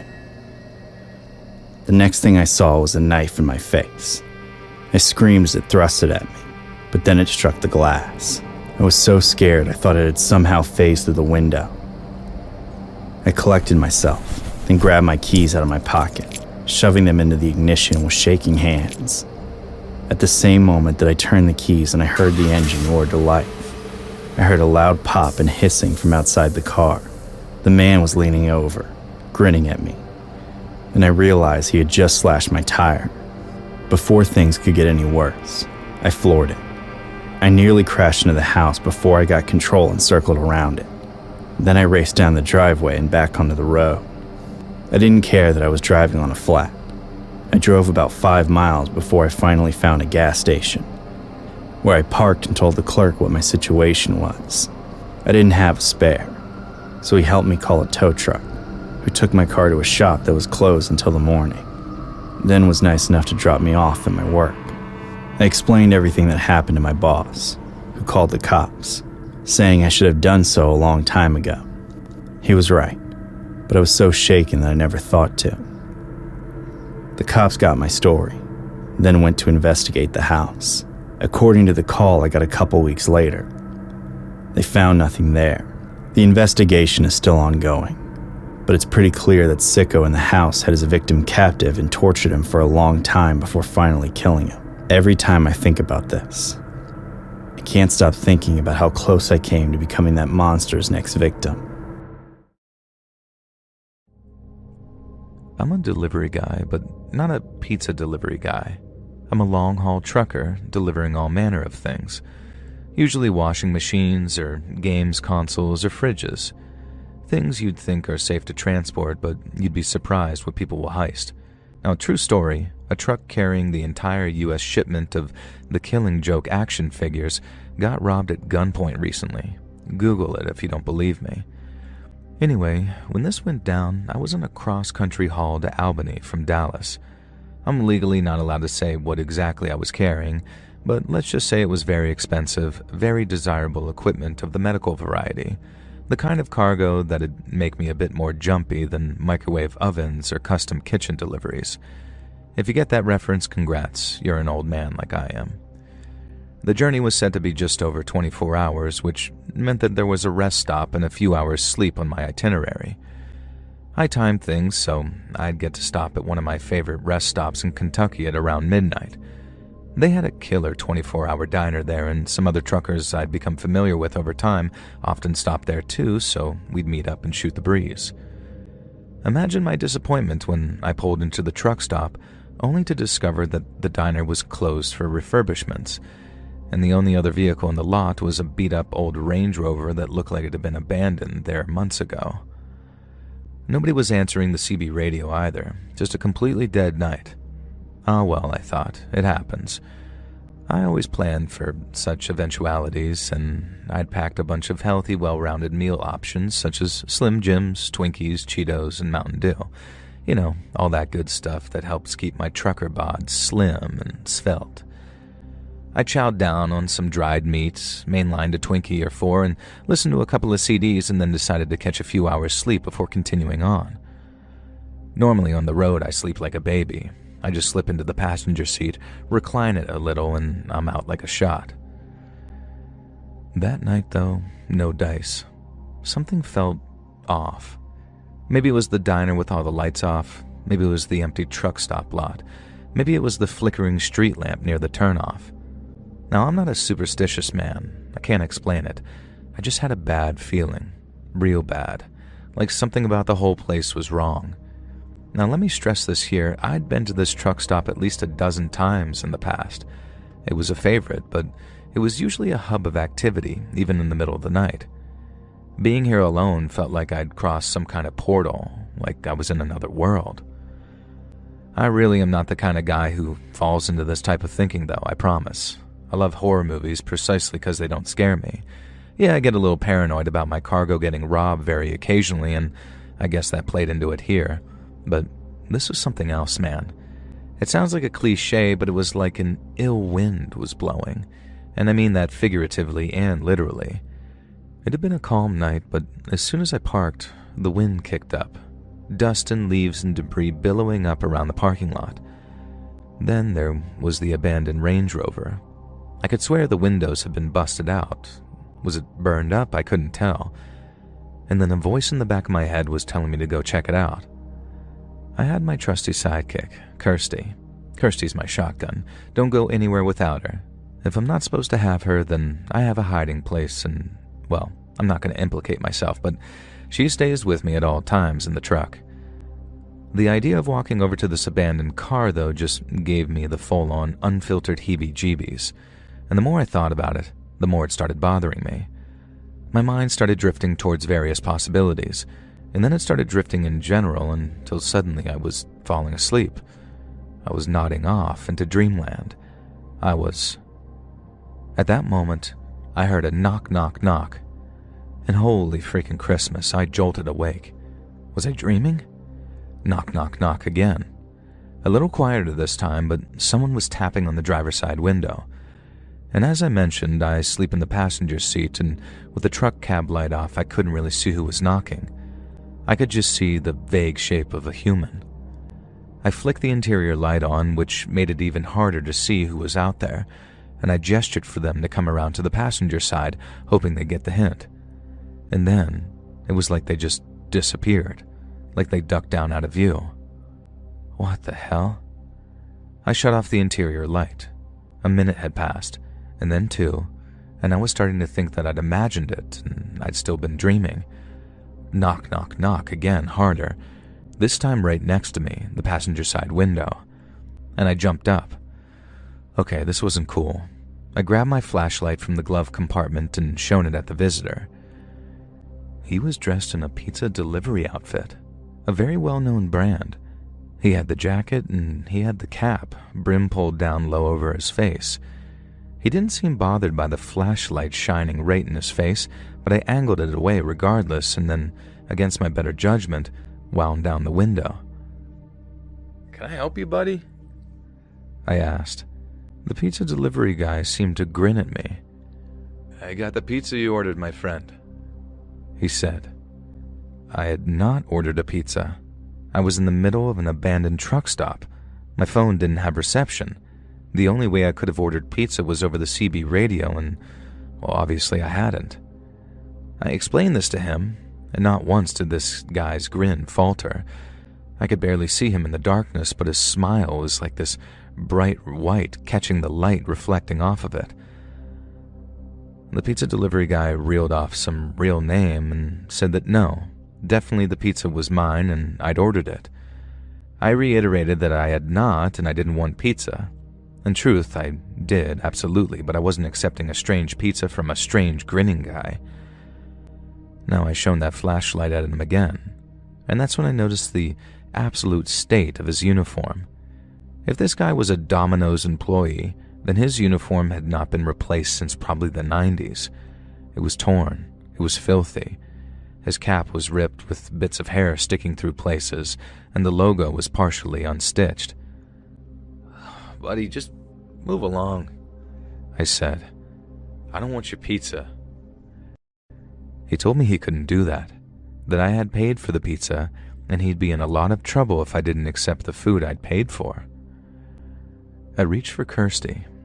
Usually, Kirsty's appearance causes even the most aggressive weirdo to back down. Not this guy. I still couldn't see his eyes, but his smile grew wider, almost admiring. He held up the pizza box. "You really don't want this pizza?" he said, and my stomach growled. And that's when he tilted his head back and I saw his eyes, or more accurately, his eye. His left eye was bloodshot, wide and staring, and his right eye was just missing. It was covered, not by an eye patch, but gauze. And for a moment he stopped smiling, and somehow that was a relief. And then I cocked Kirsty. "Listen, buddy, I'm going to drive off now. I suggest you step back," I said. No way was I staying here any longer. I'd find somewhere else down the line to rest. "No!" His sudden yell made me jump, and I cursed myself for being fearful. The smile didn't leave his face, though, but his eye looked almost sad. "It's your pizza. You have to take the pizza. I'm going to put it on the ground and leave, and then you can get it." And with that, the pizza guy in the filthy uniform walked straight backwards, placed the pizza on the ground, and then continued to walk backwards towards that Range Rover, never once taking his eyes off me. Finally, when he was far enough away, he did turn and got in the car. I heard the engine start and he drove off, and sure enough, in the glare from his vehicle's headlights, I could see that all the windows had been smashed. I know I should have just driven off, but I was curious. Clutching my shotgun, I climbed out the truck and walked over to the pizza. I picked it up, opened the box, and reared back. There was a pizza inside, but it was clearly about a week old. It was moldy, rancid, reeking.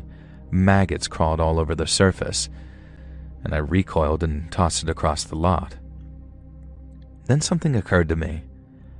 I went to the back of the truck to check the doors. Had I been robbed or scammed somehow? No, the truck was still locked up tight, but scratched into the paint were 2 words. "Don't eat." I hopped into the driver's seat and hightailed it out of there. I didn't stop until I reached Albany.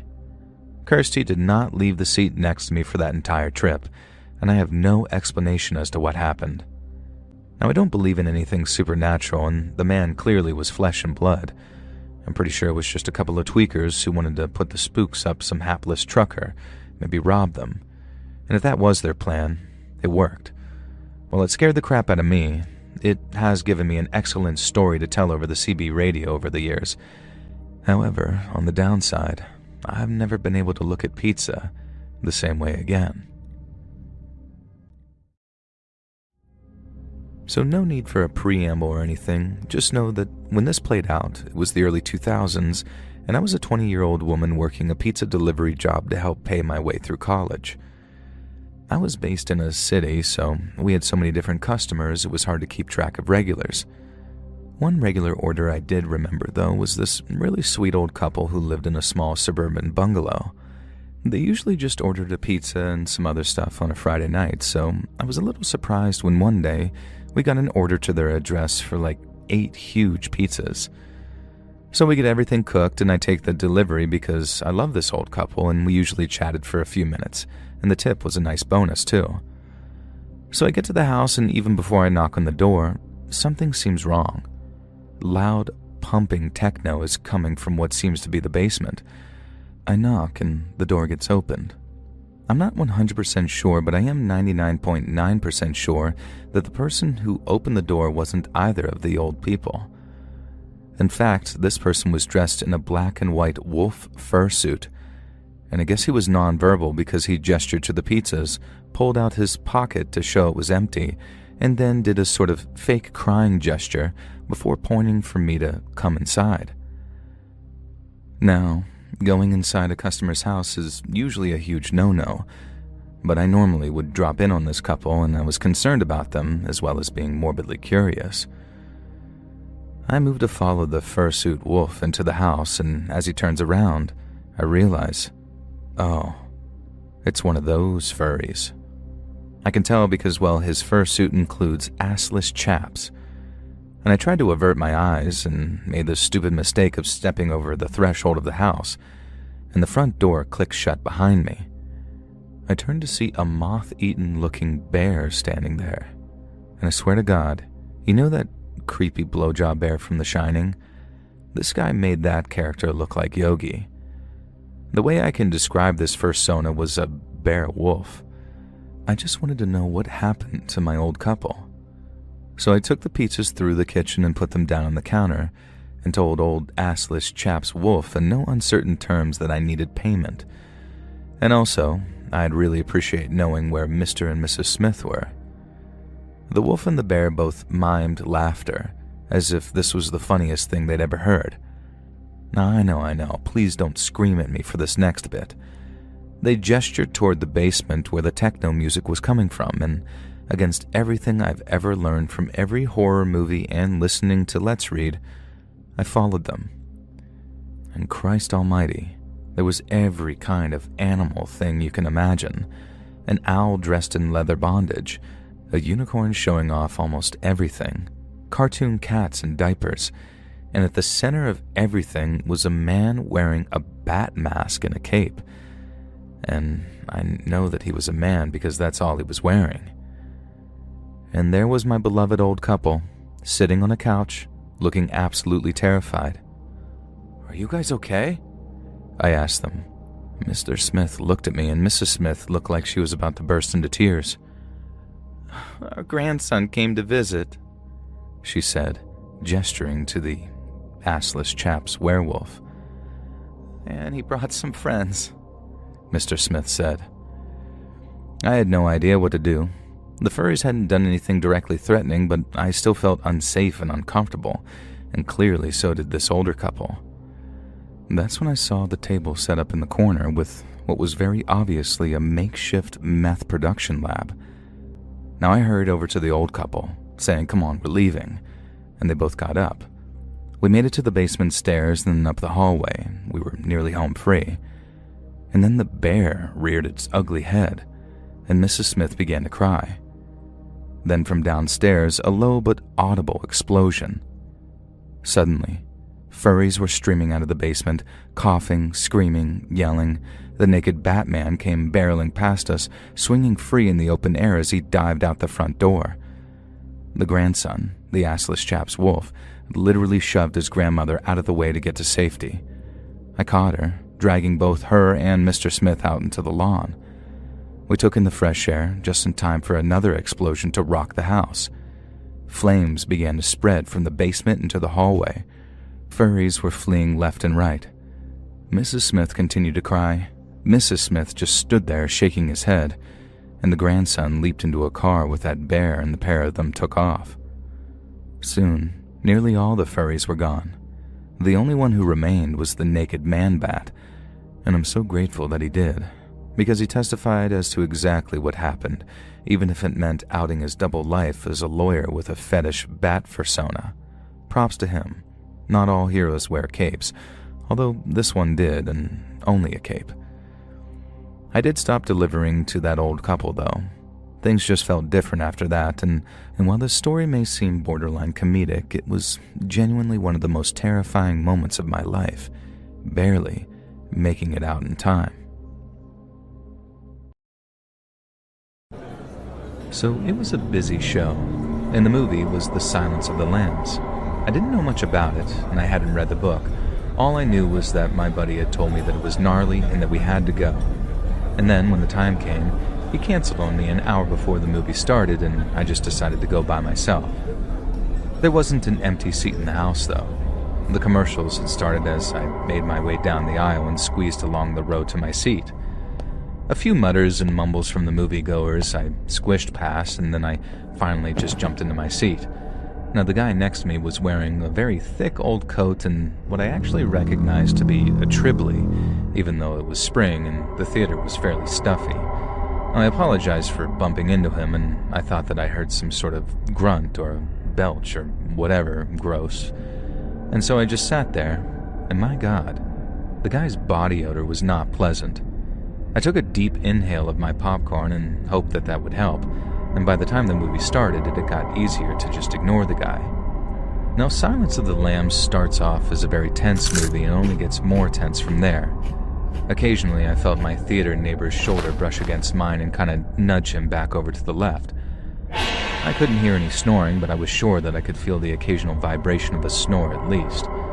And in the end, as the movie got more and more terrifying and gripping, the act of nudging the guy off my shoulder became kind of instinct. I ate my popcorn and nachos, finished my soda, and I somehow made it through the whole movie without needing to get up and use the bathroom, which was great because imagine how many people I'd have made angry in the crowded theater. And that's why when the movie ended and I was stuck there in the middle of the center aisle, surrounded on all sides by crowds, I decided to just wait it out. I watched all the credits until the lights started to go up and it looked like I had a clear path to the right from which I could actually exit. That's when I noticed the guy next to me was still there. I didn't want to just leave him there asleep, and it would kind of suck if he missed the entire movie too, so I gave him on the tap of the shoulder saying, "Hey buddy, you okay?" Now I'm sure you Let's Read listeners have worked out the twist here. As I gently nudged his shoulder, the man, or should I say his body, slumped over to the left, and his hat fell off. In the rising lights of the theater, I could see it now. This dude was dead. D-E-A-D. Absolutely stone cold dead. I don't mean he dropped dead in the last 10 minutes either. I mean, I'd clearly been sitting next to a corpse for the entire showing of that movie. So how did he make a sound? Why was I sure that I could hear and feel him? Now, cops kind of explained this to me later, and when I first nudged him, I'd likely just caused some gas to escape his body. And during the point of decomposition he was at, the body starts to bloat with gas, which could have caused the vibration and the occasional feeling of him moving. I never did get to find out exactly what happened to the guy. They were able to tell me enough that the cause of death wasn't suspicious, so I just kind of replied with, "Natural causes?" And the cop looks a bit weird and says that he can't really say any more. And for a while, that kind of bothered me. How can you die in a non-suspicious manner, but not of natural causes? And that kind of stuck with me.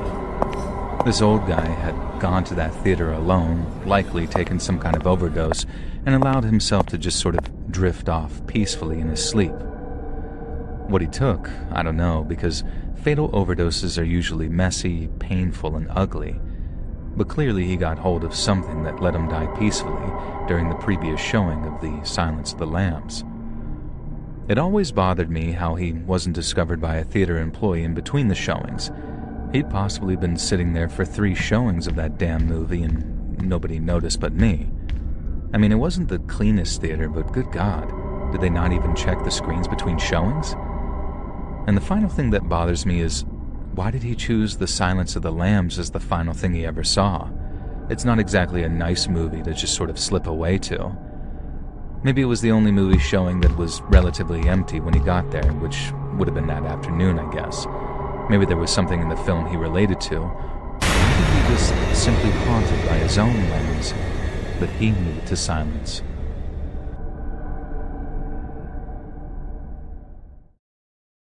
Back in 2018, I went out with my friends, Alex and Abriana.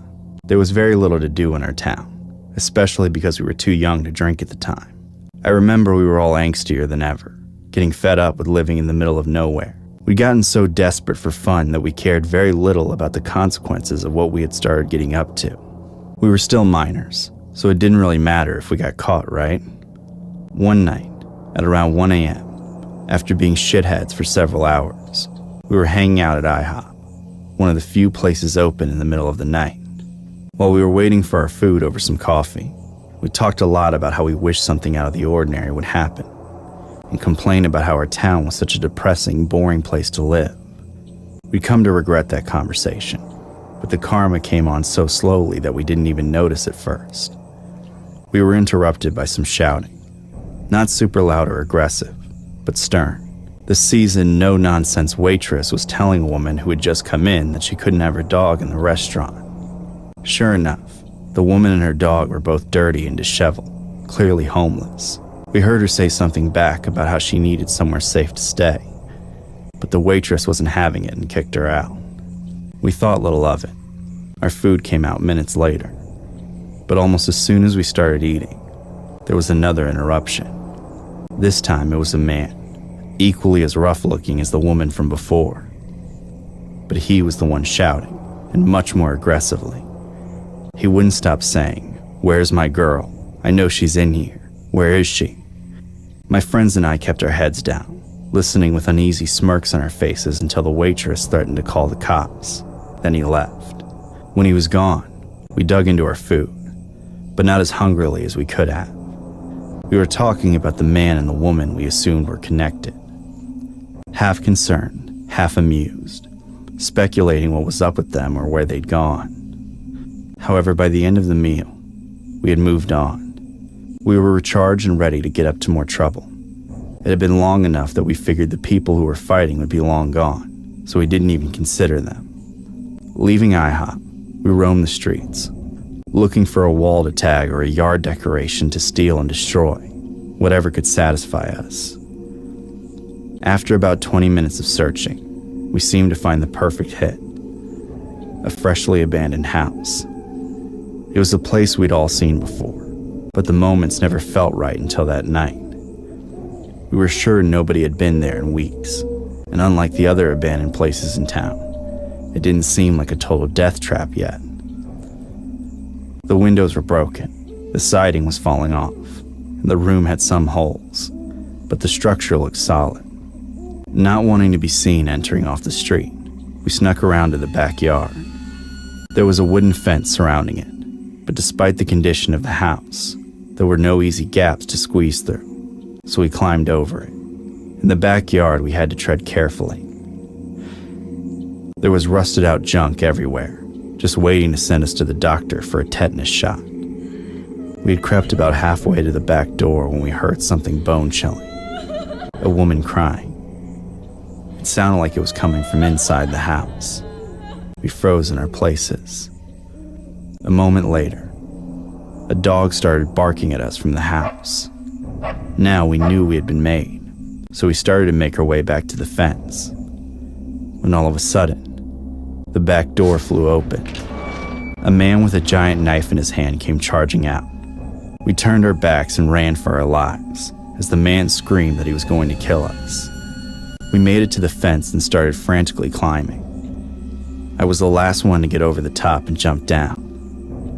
But when I did, I landed wrong and twisted the shit out of my ankle. I shouted in agony, watching my friends keep running away. I called out to them to come back and help me, but they were too panicked to realize they had left me behind. Then, I turned my head to look back at the fence, to see if I was about to be stabbed to death. There was a face staring at me, looking just over the edge. It had pure rage in its eyes, nothing else, no humanity whatsoever. It was the man we'd seen harassing the waitress at IHOP less than an hour earlier. Somehow he must have found the frightened woman with the dog, and we had stumbled right into the place he was holding her.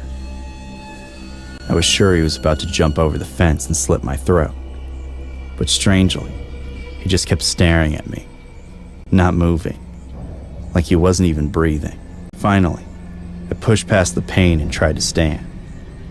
I fell the instant I put my weight on my twisted ankle. I started to crawl, calling my friends to get me. I crawled on my own for probably about 50 feet before they made their way back and helped me get off the ground. When they stood me up, I looked over my shoulder, and the man was still staring at us, at me.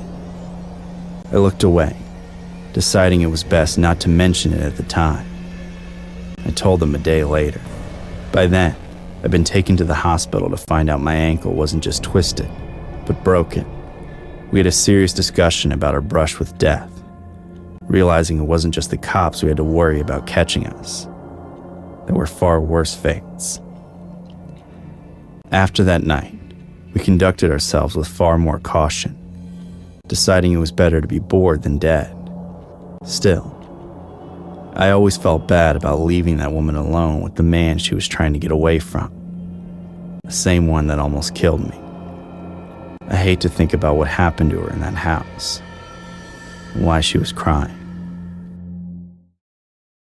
This happened about 4 or 5 years ago. I was still a child who loved spending summer evenings outside with my friends. I live in a small village in Eastern Europe, where not much happens and everyone knows each other. Most of the houses are clustered together in one area along a country road. However, on the very edge of the village, on a hill about 300 meters from the road and all the other houses, there's a lonely one, without doors, without windows. I didn't pay much attention to it until I was 15, even though my friends and I often passed the narrow, overgrown path that led up to it when we were going to play in the nearby field. It seemed like a simple house under construction. One day, however, my friend and I were passing by, and we started asking ourselves questions about it. We realized we had never seen anyone work on it, and had no idea who the owner was. For as long as either of us could remember, it had been in the exact same unfinished state. When I got home, I asked my parents about the house, and although they had both lived here since they were little, neither of them could give me an answer. This piqued my curiosity even more. The next day, my friend and I started asking around the village. No one knew much. Some said the owner had died suddenly. Others figured he had moved to another country and abandoned it. It was certain that the place had a strange air about it, but we couldn't seem to get any satisfying information. So we moved on for the day and left to play football. We had to pass by the house on the way to the field, of course, and it was like the place was taunting us. Hours later, we were about to go home because the sun was starting to set. Just as we got back on the road, we bumped into my friend's uncle, who was returning from his visit to the neighboring village about 7 kilometers away. He was very old, the eldest person in the village, and made this journey on foot as often as he could, claiming it kept him young. Realizing he might know something about that house, we asked him directly. There were 3 seconds of silence where the old man seemed scared and confused, like we'd unearthed a terrible memory. He looked us in the eye and said, "Don't ever go there," then hurried away, leaving us with more questions than ever. On the way home, we had to pass that very house. We'd done it hundreds of times, but that day, it was different. As we were walking by, the house made a loud creaking sound. It was strange because the house had no doors or windows, just holes in the walls. So we assumed it came from that rotten board blocking off the entrance. We were curious, yet scared, but curiosity won. Wanting to finally put it to rest, we slowly walked up the hill. As we got closer to the house, something felt off. The air got colder, even though it was still summer. Not freezing, but like a cold draft you'd feel when opening a cellar door. It was unnatural. We didn't talk anymore. Not a word. When we reached the entrance, we pushed the rotten board aside. Inside, it was dead silent. No wind, no insects, nothing. The concrete walls were stained, The air smelled like mold and something else, something sweet, almost metallic, like old blood, but faint. We carefully stepped inside, our footsteps echoing slightly as we cast our phone flashlights into the darkness. I remember feeling like someone was watching me from one of the window holes. I felt certain we weren't alone, but I couldn't prove it. We moved from room to room, each blocked by wooden planks we either slid aside or stepped over. When we reached the last room, the air was so cold my skin prickled up. And then, there it was, on the floor near the middle of the room, a doll, old, dirty, missing one eye. At the same moment, my phone started ringing. I didn't understand how it was possible. I had zero signal, as if my connection was completely lost. But my phone was ringing, and on the screen it said, unknown. I froze. I showed it to my friend. He turned pale. I didn't even think to answer. I just declined. But a second after that, a sound flooded the air. A long, low sigh. It didn't sound human, but it wasn't like an animal either. It sounded like it came from inside the walls, like someone was exhaling after holding their breath for years. We didn't hesitate for a second. I just remember both of us turning at the same time and sprinting, jumping through the nearest window opening, not even caring if we scraped ourselves on the way out. We didn't stop running until we were back in the safety of the village. My friend's house was closest, so we went there. Once we had time to calm down a bit, my friend's uncle came back into the house from bathing after his day of walking. He took one look at us and knew we had gone into the house. First, he scolded us for being stupid and not listening to him. Then he finally told us what he knew about the house. He said that a long time ago, a family had started building a house there. But then, there was a tragic accident inside it that killed their little girl. After her death, the house was abandoned, and no one knows what happened to the family. My uncle led us to believe the house was cursed. That night, we believed it. However, since then, I've tried to think of a more rational explanation. Were animals hiding in there, or even people? I can never say for sure. Sometimes I can't stop looking at that house. Every now and then, at night, I swear I see a glimpse of candlelight glowing in one of the windows. But then my own blink snuffs it out. No matter what, I've never stepped foot in that house since, and I never will. It was a hot summer night. I knew I wasn't going to get any sleep due to the heat, so I asked a close friend at the time if she wanted to meet up at the beach in the evening. She said yes, and told me she would bring her camera to take photos for her Instagram. I arrived at the meetup point before her, so I looked around and observed the area. Not much stood out, except I noticed two older guys glancing at me every now and then from across the street. I looked back at them a few times to make sure they were aware of them, but in the time I was waiting there, nothing else happened. Soon my friend arrived and I forgot about them. We were about a 30-minute walk from the beach, as we had planned to stop at some of the shops in the artsy little beach town. When we eventually got to the beach, we got some great shots of the sea and each other before the sun started to set. And we got some stellar shots of that, too. Then we started asking people if we could take photos of them, and plenty of amazing people agreed. University students doing group yoga on the beach, an elderly couple dancing to music, a mother playing with her baby. It was going perfectly, and the lighting was incredible. After a while, the sun had gone away, and we had taken plenty of pictures for my friend's Instagram. We took an empty back street, as it was the fastest route to get to a cafe I wanted to show her. The back streets were usually safe, but I guess I wasn't used to walking around there at night. At some point, out of the corner of my eye, I saw two men quickly crossing the street. They got in front of us and stopped us, and it was at this moment I realized they were the same men I saw looking at me earlier. My heart jumped. One guy was slightly buff, but the other was quite skinny, both in their mid-30s. Once they were fully blocking our way, they asked us to take photos of them.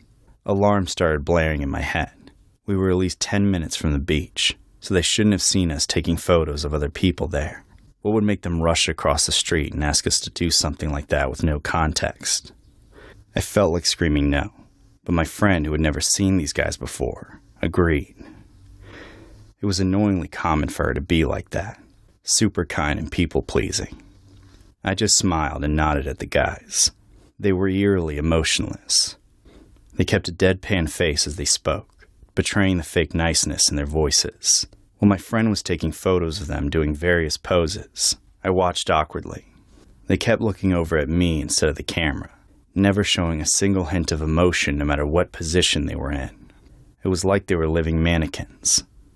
When the mini photo shoot was done, the skinny guy placed his hat on my friend's head. She laughed and thanked him, but it made my stomach churn as I now knew this was going to go further than just photos. Just as I suspected, the men suggested we get drinks together, still not smiling in the slightest. I elbowed my friend to tell her we should get out of this, but she ignored me. Instead, she actually cheered and said she was really thirsty, giving these robotic men her most enthusiastic excitement. It was so insane that I felt dizzy, even though I had told her the cafe we were headed to was open. The men lied and claimed that it was too late, so only bars would be open. This was when I finally butted in and said we were too young to drink, which was true. The buff guy just laughed and said it didn't matter because he would buy drinks for us, but I couldn't even think of a response to that. I just stood there with a look of shock and dread on my face. And that fear, that show of helplessness, was what finally made their facade start to crack. A smirk spread across the thinner man's face, sending shivers down my spine. I grabbed my friend by the wrist and started begging her to leave, whispering that this all just felt wrong. My friend and I had a sidebar conversation at that moment, and while she was stupidly saying it would be fine, the two men kept trying to convince us to go. They even started to move closer to us, and then one of them gripped my shoulder, silencing me mid-sentence. I turned my head in horror and saw the most gut-wrenching sight of my life. The buff man had grabbed a hold of me, and in his other hand, hidden at his waist, was a knife. My instincts took over. I still had my friend by the wrist, so I just bolted. I felt the man's grip on my shoulder tighten, almost hard enough to hold me back, but I barely managed to slip away. I hadn't screamed or anything. I just grabbed my friend and ran. Then I didn't stop until I dragged her into a more populated area. I think if I had wasted the breath, we wouldn't have gotten away. But this left my airheaded friend confused and pissed at me. She just couldn't get it through her head that those guys were bad news. Even as we were getting into a cab, so we didn't have to leave on foot, I pointed the men out to her. They were still watching us from across the street, just like they were from the start, and probably had been all evening.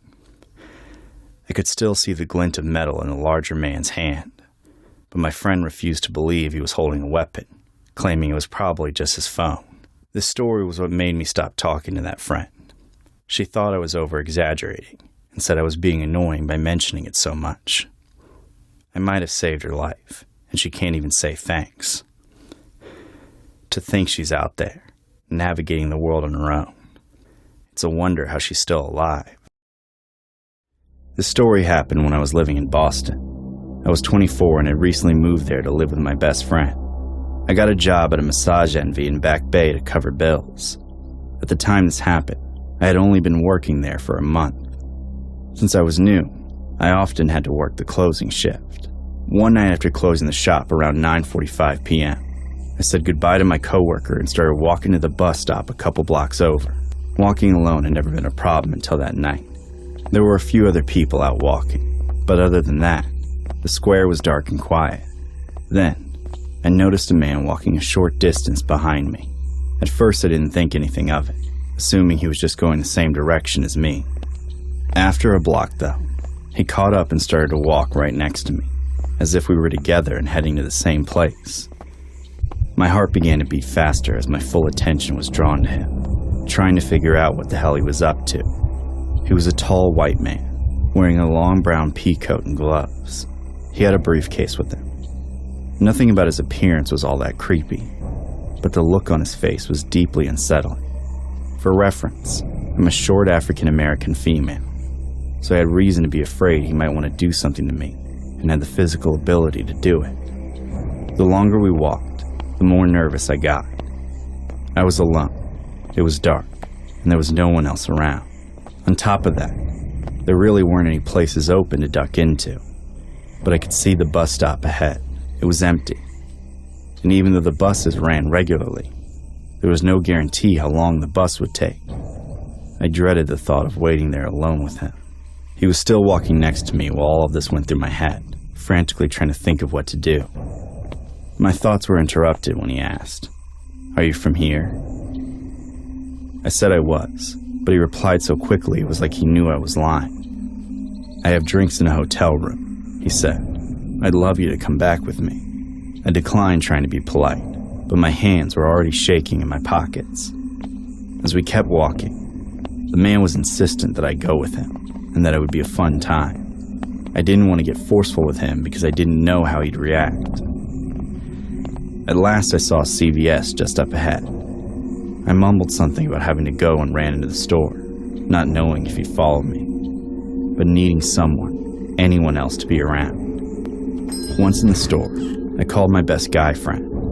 He didn't even live in the city, but I was so scared by this point I couldn't think clearly enough to call the cops or tell the store clerk what was going on. He stayed on the phone with me while I pretended to browse the aisles. For a moment it seemed like the man had lost track of me. But then, as I was turning to go down an aisle, I suddenly came face to face with him. We both stopped and looked at each other, a sinister grin now on his face as I freaked out internally. Still on the phone with my guy friend, I started to make things up about how I would be home and ready to eat dinner soon. I was banking on the hope that if the man heard someone was waiting for me, he would know it would set alarm bells off if I didn't show up. It seemed to work for the moment, as the man walked past me and I continued down the aisle in the opposite direction. I went to wait by the entrance, staring out the window at the bus stop. The CVS was closing in 20 minutes, so if it didn't show up soon, I'd have to go out there and wait by myself. Thankfully, the bus came just a few minutes later. I didn't even look behind me and raced onto the bus. Once I sat down, I looked to the door and tried to force it closed with my mind. But then, my stomach dropped as the man walked in at the last second. I froze in terror, watching him walk closer and closer, then sit down in the seat right next to me. The bus drove off, and the next few minutes were the longest of my life. Nothing happened at first, just agonizing stillness. But then I felt him place his hand on my knee. I wanted to cry and scream and take his hand away, but I didn't know what he would do if I did. I just sat there and tried not to lose it. When my stop came up, I pulled the cord and the driver pulled over. The man got out of the seat and motioned for me to walk ahead of him. My whole body was shaking. I didn't know what to do. So I got up and tried to be calm, hoping I could ask the driver to help me.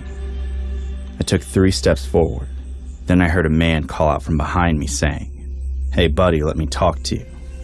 I looked over my shoulder, and someone I hadn't even seen sitting in the back of the bus had gotten up and stopped the man by grabbing his shoulder. I didn't have time to think. I took the opportunity to get off the bus. Then I ran into my apartment building. I told my friend about what happened immediately. We were both creeped out by it, and I had a horrible time sleeping that night. I couldn't stop thinking about what that man really wanted to do to me if I actually ended up in his hotel room. I'm glad that CVS was open, and I'm even more thankful to the random stranger who saw what was going on and calmly gave me the out that I needed. If not for them, I don't know how that night would have ended. This happened very recently in June of 2025. I was, and still am, 16 years old. I was on a trip with my mom and her boyfriend to his home country. I won't say where exactly, as I don't want people to think I'm stereotyping the people that live there when I talk about what happened to me. On the day this happened, I was wearing a long skirt, long tankini-style top, even though I don't usually dress like that. I did so because I thought I was supposed to when traveling to different countries. But everyone else? Tourists wore thongs, crop tops, bikinis, and everything. Ironically, even though I was the one most covered up, I was the one who got harassed and catcalled everywhere. No one else seemed to be having a problem, and it slowly started to set in that it was probably because they were all adults and I was not. That day, we had gone out to the pool. We didn't stay long. I didn't even get in the water. I was covered up too. Dry clothes, nothing suggested. When we were done, we started heading back up to the hotel room. I thought my mom and her boyfriend would be with me all the way there, but they stopped at reception to ask a bunch of questions. I was uncomfortable and needed to use the bathroom, so I went into the elevator by myself. I reached the door to my room and tried to open it, but the handle was hard. I tried harder, 2 more times, but to no avail. My mom's boyfriend had been opening the door, so I didn't realize it was so sticky. Then, I stood in the hallway for a moment, unsure of what to do. That's when the man came out, emerging from a nearby room to join me in the otherwise empty hallway. I turned away from him immediately, not making eye contact, facing my door. He walked past me, despite the fact the elevator was in the other direction. I watched out of the corner of my eye as he looked at me, scanning me up and down, then said something in another language, hesitating at first. I turned and asked him to repeat what he said. He looked me straight in the face and said, in English, in this slow, deep whisper, "You're so beautiful, for real." It wasn't flirty. It wasn't kind. It was intense. Like someone amazed by an object they want to take. I said thank you, because in that moment, I still thought maybe people here were just friendly. That's what everyone kept saying. The man then asked if I wanted help opening my door. I wanted to believe he was trying to help me, but something was telling me not to let him. I said no, I can get it myself, but then he just stood there, staring at me with a creepy smile on his face. I didn't want him to follow me into the room, so I walked away, not toward the elevator, as I didn't want him to follow me in there either. Instead, I went toward the window at the end of the corridor where he had come from. I stood there, looking down at my phone, pretending to be texting a serious conversation. Then I heard footsteps again as he walked past a second time. He went into his room and quickly came out with someone else, another man. Both walked right past me, and then they stopped just past my room, lingering, waiting. If I wanted to go into my room, I would have had to mess with my sticky door just feet away from them. If I went through the door into the stairwell to try and get away from them, I knew they would just rush over and follow me. Then they'd corner me in a concrete cage with no windows, where few people bothered to go. They weren't that far away. They could easily do it. I was frozen there for what felt like an eternity. Then, without either of them saying anything, one of them walked out of the corridor, then turned toward the elevator. I heard it chime a moment later, as I was wondering what he was up to. Were they giving up? Surely not, because the first guy was still camping by my door. Suddenly, it hit me. He was just going to go down a floor so he could come up through the stairwell. As soon as I realized this, the man by the door started walking, not to the elevator, but to me. I panicked, knowing if I didn't get out as fast as possible, I would get trapped between the two of them. I turned around and went down the stairwell, leaping down 2 steps at a time. I went down to the halfway landing, then hit the turn just as one of them came bursting in through the upper floor. Not even a millisecond after I passed the door on the lowest floor, it opened, and I saw 2 hands reaching out to grab me. They missed by a hair. Then a moment later, the 2 men ran into each other, giving me the space I needed to get away from them. I made it to the ground floor, where my parents were still at reception. I frantically told her what happened, then pointed at the stairwell door, and the 2 men came out at that moment. My mother was about to go yell at them, but her boyfriend held her back and said that wasn't a good idea. This made me pissed at him, as he was basically admitting that all that talk about how everyone was just being friendly was bullshit. Sure, most people were just nice, but that meant some could use that expectation as cover. I never left the hotel room after that. I stayed in the safety of being behind the dead-bolted door. Even then, I kept getting the feeling that someone was waiting for me just outside. But every time I went to look through the peephole, it was like they could hear me coming and walked away. This trip has all but ruined the idea of traveling for me, especially as a young girl. I'll never trust what anyone says about how safe a place is, when they can look me in the eye and lie.